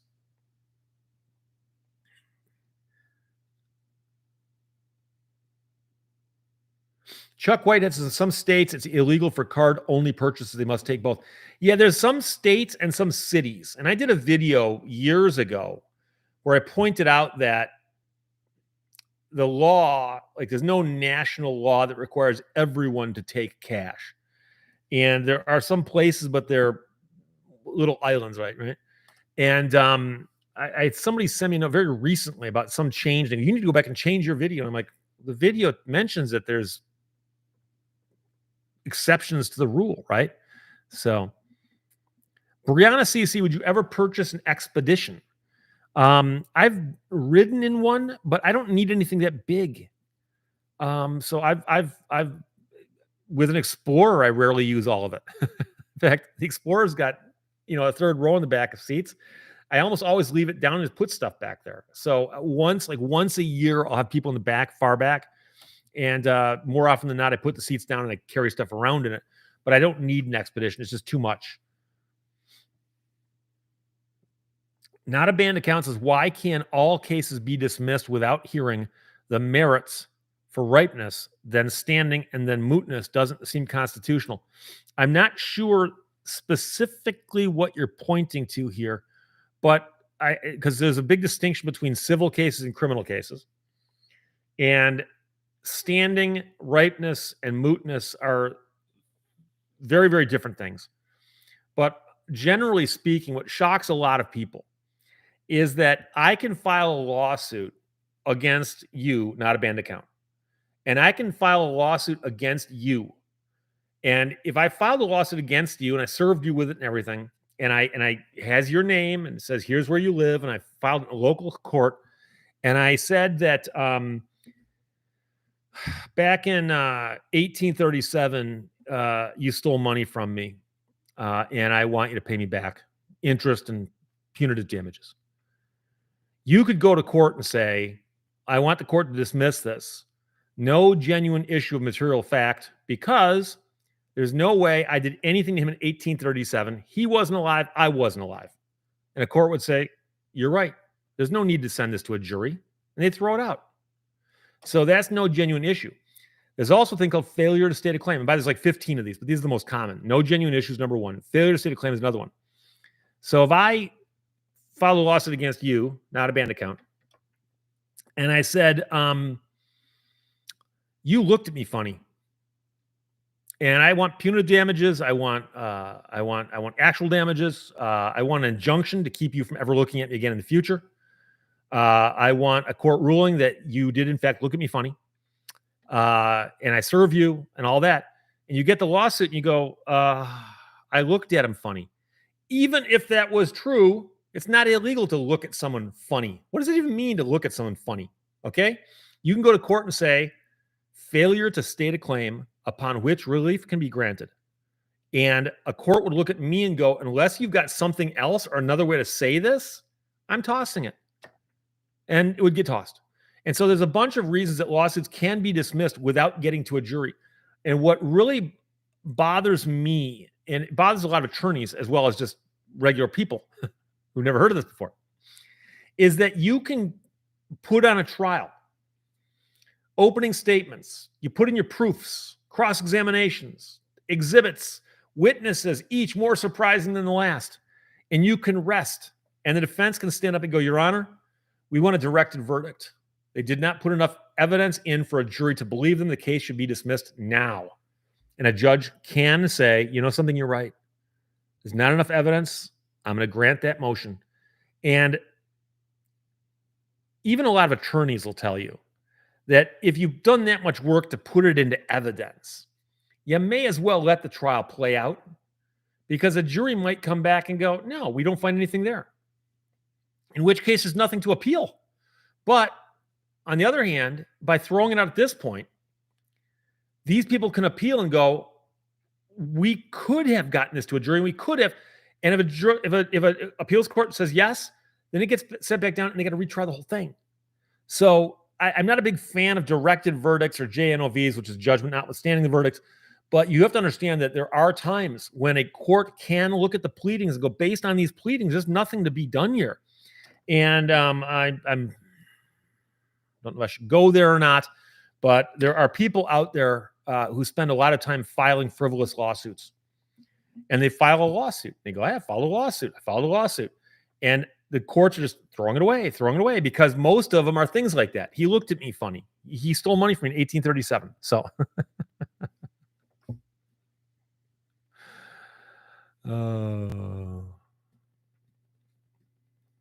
boy, a whole lot got written while I was talking there, didn't it?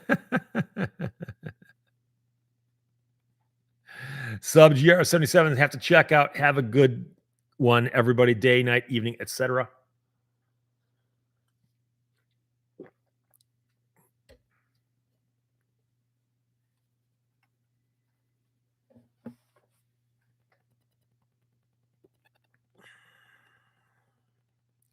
Not sure what happened, but there's a discussion now going on where Kevin Smith just said you have to show ID to buy spray paint. I always thought that was a reaction to the people where people would buy cans of spray paint and go out and do graffiti. And so they thought that might deter people from doing that. Not a banned account. Can you explain the Alex Jones summary judgment? And just because I'm a nitpicky, judgment can be spelled both with the first E or without the first E there following the letter G. I prefer the spelling without it, but it can be spelled both ways.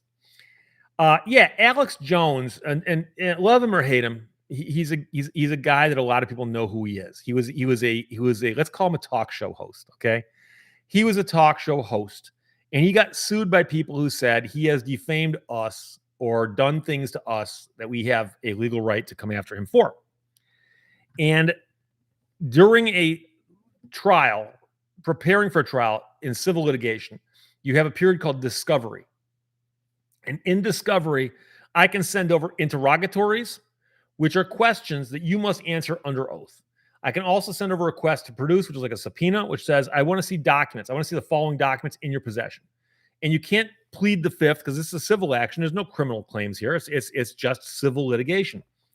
So they can send over a subpoena, for instance, request to produce and say, we want copies of all these different shows of yours, for instance. Please answer the following questions. Have you ever done this? Have you ever done that? And my understanding is that he was not responding to the discovery appropriately. And I've done tons of civil litigation in my life.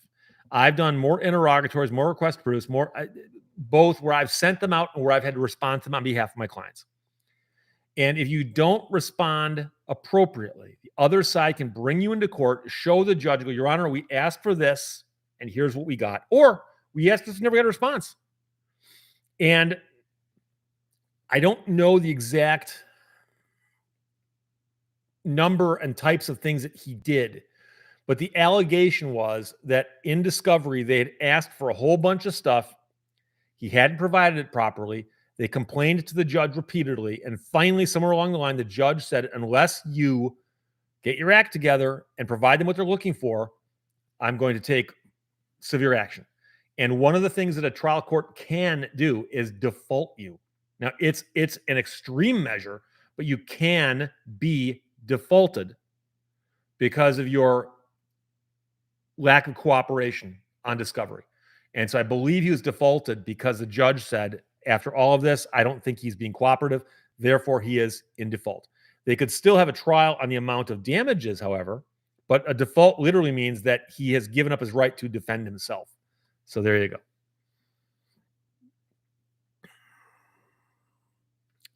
Wow, a whole bunch of stuff here about spray paint.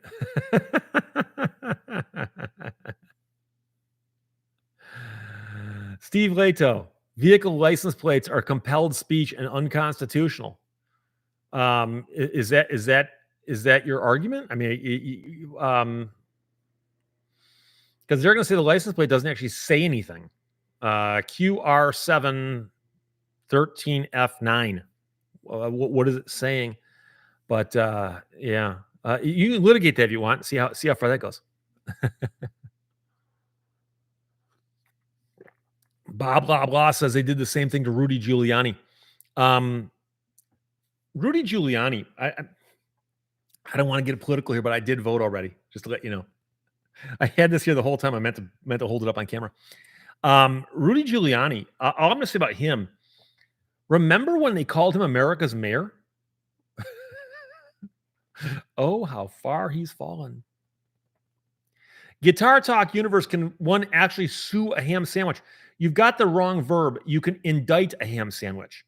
And the joke was that you can when you get an indictment against somebody with a grand jury, the prosecutor brings in witnesses. The target of the grand jury might not even know the grand jury exists. And the prosecutor gets to bring in all these witnesses, show all this evidence, make all these arguments, and nobody's defending the case. And all a grand jury does is come to the conclusion that, yes, a crime was committed, most likely by this person. And that's an indictment. And so there was a time when people would get indicted and they get found not guilty. And then people go, well, but they were indicted. They must have done something. And a famous jurist said, well, let's face it, a good prosecutor could indict a ham sandwich. So Aaron Freeman says, live free or die has been challenged, hasn't it? I believe that one might have been. I forgot what happened there, though, with respect to that. Frankly, I thought that was a cool license plate. I mean, if you've got to pick one, I don't know why somebody would object to that, but I'm sure somebody had a very good reason. So Tom Riddle, if a plaintiff files an obviously frivolous lawsuit, but the defendant fails to appear, is the judge required to accept a default judgment? You are asking a very good question, but keep in mind there's two things. There's a default and a default judgment. They're two different things. And a default simply means that by operation of law, a thing gets entered whereby the defendant loses their ability to defend the liability claim of the action. And so you hear about this all the time, where somebody gets sued, they don't get served. The plaintiff comes into court and says they were served, and they get a default. And then somebody comes into court and goes, Your Honor, we were never served. We want to defend ourselves. Judges can set aside defaults. But likewise, a judge is supposed to look at judgments that are brought in front of him or her and look at them and examine them before signing them. So if somebody came in front of a judge and said, Your Honor, I got a default against this guy. He's not here. We want a judgment. We're going to put in our proofs. If the proofs came in that there's a non-payment on a debt in 1837, which I chose because that's the first year that Michigan became a state, but the judge should look at that and go, wait a second. No. And so the judge can, of his or her own volition, refuse to enter it. So there you go. Mad Hatter Matt says, hi, Steve from Oklahoma. My mom is looking for a new book to read. I was wondering what else you had that might be comparable to your American Murder Houses. Well, I've got American Murder Houses. I'm not sure what else I have in stock right now. All I've got in stock right now, I think I've got a couple copies of my Preston Tucker book. But I was going to mention, stay tuned for about another week or so. I'm probably going to do the American Murder Houses offer again in case anybody didn't get one last time, but we'll do that. But right now, I don't have anything else. I don't think that'd be appropriate. At least nothing similar to American Murder Houses.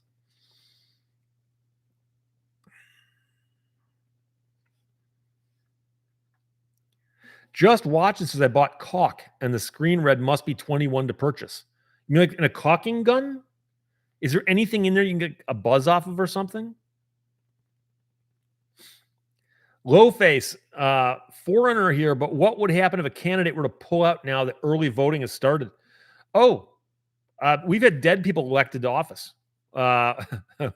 We've had people who've withdrawn from a race, and that's why was it LBJ who said I'm not going to run, and even if I was elected, I won't serve.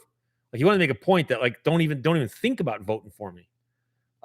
So yeah, no, I mean, there are people whose names get put on ballots, and they want to take them off, and it's too late. Guess what? Hopefully you won't get elected, but if you do, then you got a problem. So.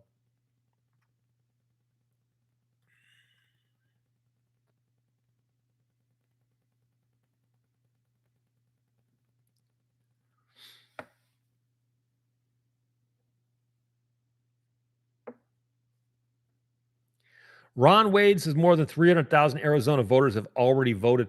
I was surprised at how many states are doing early voting. Again, not trying to get political here, because Michigan, obviously, I said I've already voted, and that was actually in person. I walked in and voted yesterday morning, and I think it's a vast number of states. And I've always believed that it was better to have more opportunities to vote. Because I remember back in the old days, I'm talking old days, when people would say, gee, I would have voted, but, I was working and I had to do something after work and I couldn't fit it in, so. Tony B says, hi, Steve, love your show in Santa Clara, California. Yeah, Dougie Deuce's RFK is still on the ballot in a lot of places, even though he withdrew. And that's the one I was just thinking of. He did withdraw, but some places said it's too late. We've already printed the ballots. Oh, boy. George S. Is Jeffrey Feiger still practicing law? Have you ever met him? I did once when he spoke at a law symposium at Ohio Northern University. Yes and no. He's still practicing law. He suffered a stroke a couple years ago. I don't think he's fully recovered from it. I met him about 20 years ago, and I introduced myself and said hello to him. I've referred cases to his office. He's also referred cases to me. He ran for governor of Michigan also. Talked to him for like 30 seconds. But I've got a very, very good friend who's actually in their television commercials, who's a former student of mine, which blows my mind. I'm like, hey, I was his professor. Not a banned account. Is there an election law that states have to have speedy results? No, but there are deadlines. And that's what really drives a lot of this. It used to be in the old days that they counted the votes the way they counted the votes, and a lot of elections weren't that terribly close. So it didn't really matter because by the time you've counted 75% of the vote, it was so obvious who's going to win in that particular state. But there are drop dead deadlines. You must have your vote certified by this date, and they must be turned in by this date. And the elector certificates have got to be turned in by this date. So there are dead dates in there, but there's no rule that says you must have them counted within this many hours or anything like that. And so one of the things I was hoping for is that a lot of the states that started the early voting, the question is, can they start counting early? And I'm a little scared of that because I know darn well, I know that in the states, some states do allow it, by the way. They'll allow you to start counting the votes as soon as they start coming in. But it's also a felony to disclose how the vote is going. But we all know that it is humans in the system. There's always a chance of mistakes at best. And so, but I'd like to see them be allowed to start counting the morning of the election, meaning that once the polls open, they should be allowed to start counting the votes that have already been cast. They shouldn't have to wait till the polls are closed to count votes that were cast 2 weeks ago. But that's just my opinion, and I'm not trying to get political here. So Bob blah blah says I voted 2 weeks ago, dropped my ballot in the box. There you go, my friend. Ember misses. We need election day here in the States be a national holiday. Just that we folks have the day off or something like that. Problem is, if they make election day a holiday, everyone gets Tuesday off, and people are going to go, wait, if I take Monday off, I can have a 5-day weekend. And then you go, okay. um, Trina H, I'm in the only state with Lucifer on the ballot. Is our cloven hooved fellow? Is he running for something, or is there something mentioning him in like a ballot initiative?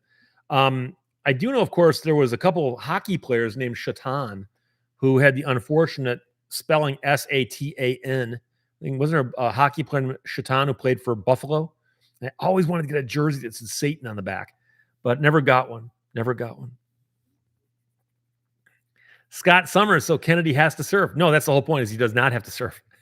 I don't think he's getting elected. William 99 says, I live in San Diego and I got carded for a can of compressed air. I suspect there was some kind of propellant or lubricant in there that may have given you a buzz of some sort. So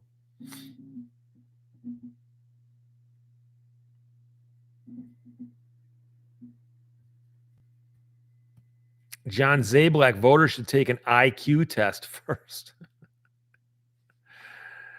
Duncan Campbell, Australia opened up for easy early voting in 2019. 1/3 of people voted early. And the big reason people gave was to get it over and done with.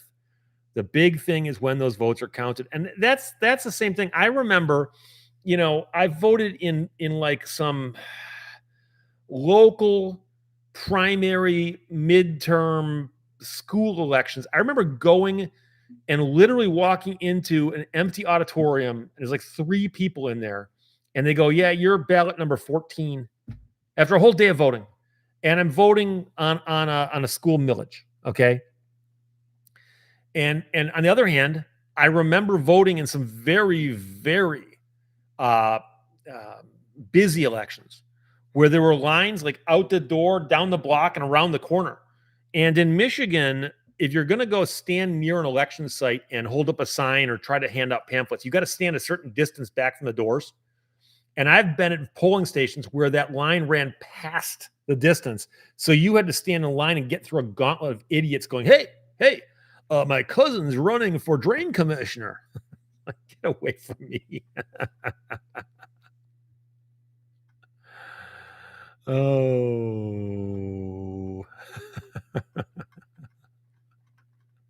Not a band account says, if the other candidate wins, is America over?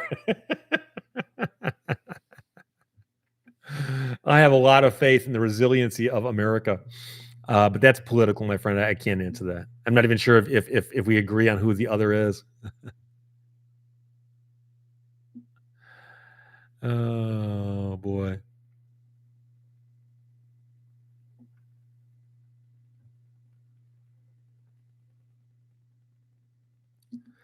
$518 Adventure says, how long is a speedy trial? And you mean how long up until it becomes not speedy?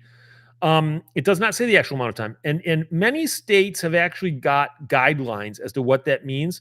But the thing they're going to tell you is it's a balancing test. And the balancing test is how serious are the charges against you and how much time is reasonable for the people to take to put you on trial. And so you'll often see where somebody's arrested and they're in a jurisdiction where the courts are backed up and the jails are full, and you're rotting in jail. You'll see the defense attorney come into court at every single hearing. Your Honor, we're ready to go. We're ready to go. We're ready to go. And they're doing that to make a record so that eventually they can say, Your Honor, we ask the case be dismissed. Lack of a speedy trial. Lack of a speedy trial. And there is no bright line. There is no bright line. But the court should at that point turn to the prosecution and go, why aren't you guys ready?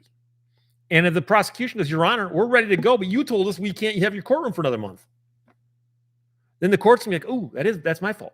But if the prosecution goes, well, Your Honor, the prosecutor handling this case just took time off because, personal leave or something, and we lost some evidence, and we're trying to find some experts, and Judge might go, that's not a good excuse. But on the other hand, there's also other factors, such as, are you in jail? If you're incarcerated, you actually have a better right to a speedy trial than somebody who's out on bail. Because if I'm under house arrest or I'm wearing a tether, it's not as bad as sitting in the Wayne County jail. So there's no bright line on it, but there is case law on it. And it's almost always going to come down to, how many times your attorney asked to go to trial right now versus what their excuses were for how long they dragged it out.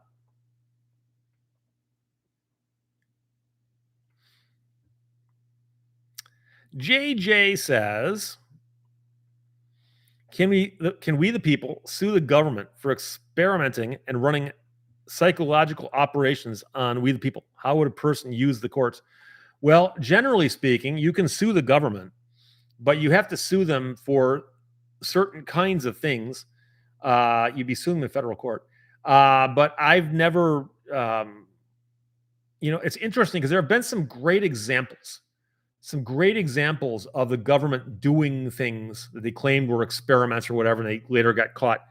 I'm not sure if anybody's ever litigated over that. So I don't know.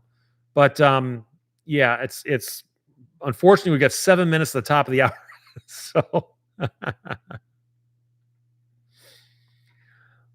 Pokeso Wichu. I apologize.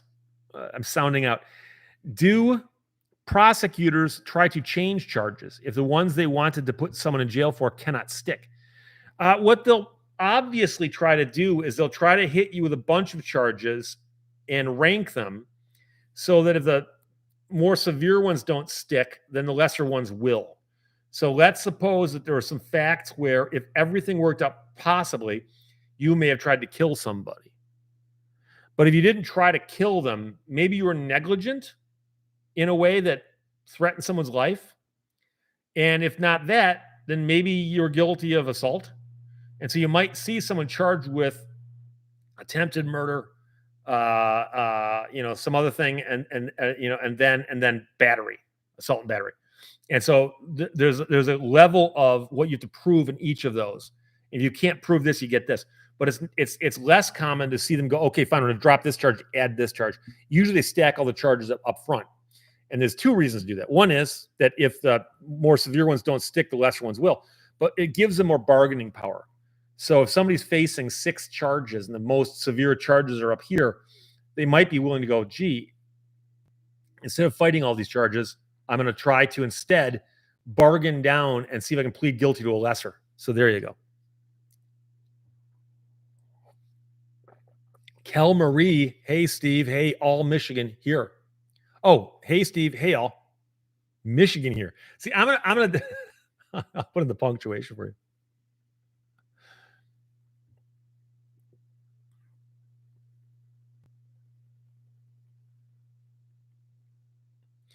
Mrs. Teresa, 1999. How do we get rid of automated answering services? You mean when you call someplace and you're like, if you want to speak to this, press 1, and over here, press 2? That's hard to say. I'm more concerned about all the junk phone calls and text messages I get, which are all against the law, and they still come in by the bushel load. Fred Hoyt, it used to be we had voting machines with levers and a curtain that closed. Now you're almost in plain sight. I remember those. You there's a big voting machine, and you it's almost like the Wizard of Oz. And you go in behind the curtain and you're pulling levers and stuff. But the problem, of course, is many of those machines, as you'll recall, punched holes in ballots, and then the ballots might say have hanging chads. And so the weird thing is that what we're doing now, I believe in theory, works better with, in essence, a Scantron and a ballot. But there you go. 518 Adventures is just thought I would say those of us in upstate New York love you, Steve. I appreciate that. See, I come here for my 2-hour weekly fix. Canadian Robot Lady is still in the house, and I appreciate that. And it jumped on me. But she does say mini choco bars like Coffee Crisps, Kit Kat, and Mars bars. Are we talking about favorite Halloween candies? Snickers. Snickers and Milk Duds. Reinhard Man is getting here with 7 minutes left. Better late than never. Yes, because some idiot's going to wander in 6 minutes from now and go, oh, what'd I miss? Daryl Henkel. Woohoo. We're here in the live stream. Daniel Kester's in the house. Glad to see you, my friend. And by the way, there's just, as you know, we've got 347 people in the room. And I do try to acknowledge as many people as I can, but I can't get everybody. I apologize. Rusty PFA says, I wish all of your books were available on Kindle. I read the Murder House book on Kindle. Yeah, I apologize. Murder House is also available as an audiobook, and I it's not me reading, it's somebody else, but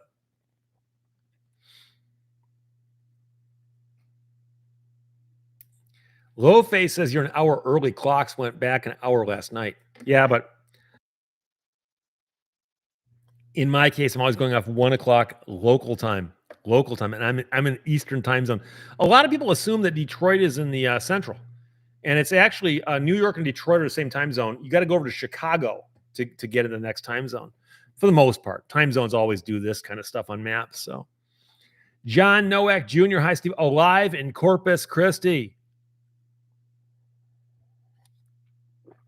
Canadian Robot Lady says all free Halloween candy is good candy.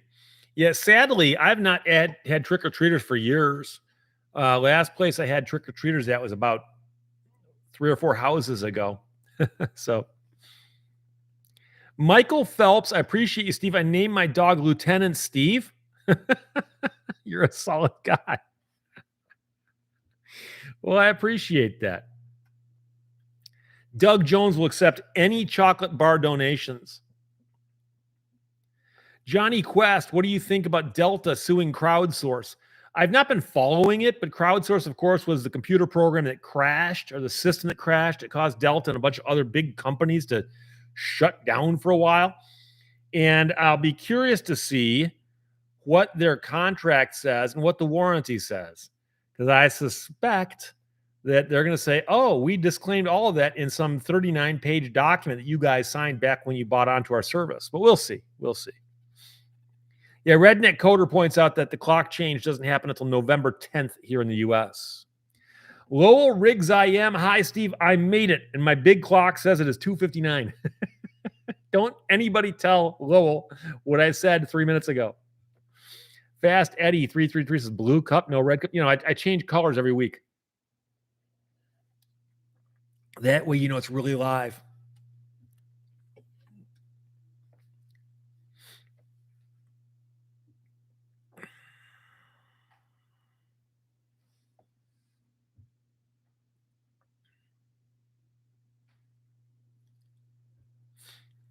Josh Holman says Arizona does not observe daylight savings time. Just trying to be. There's always got to be somebody trying to be different.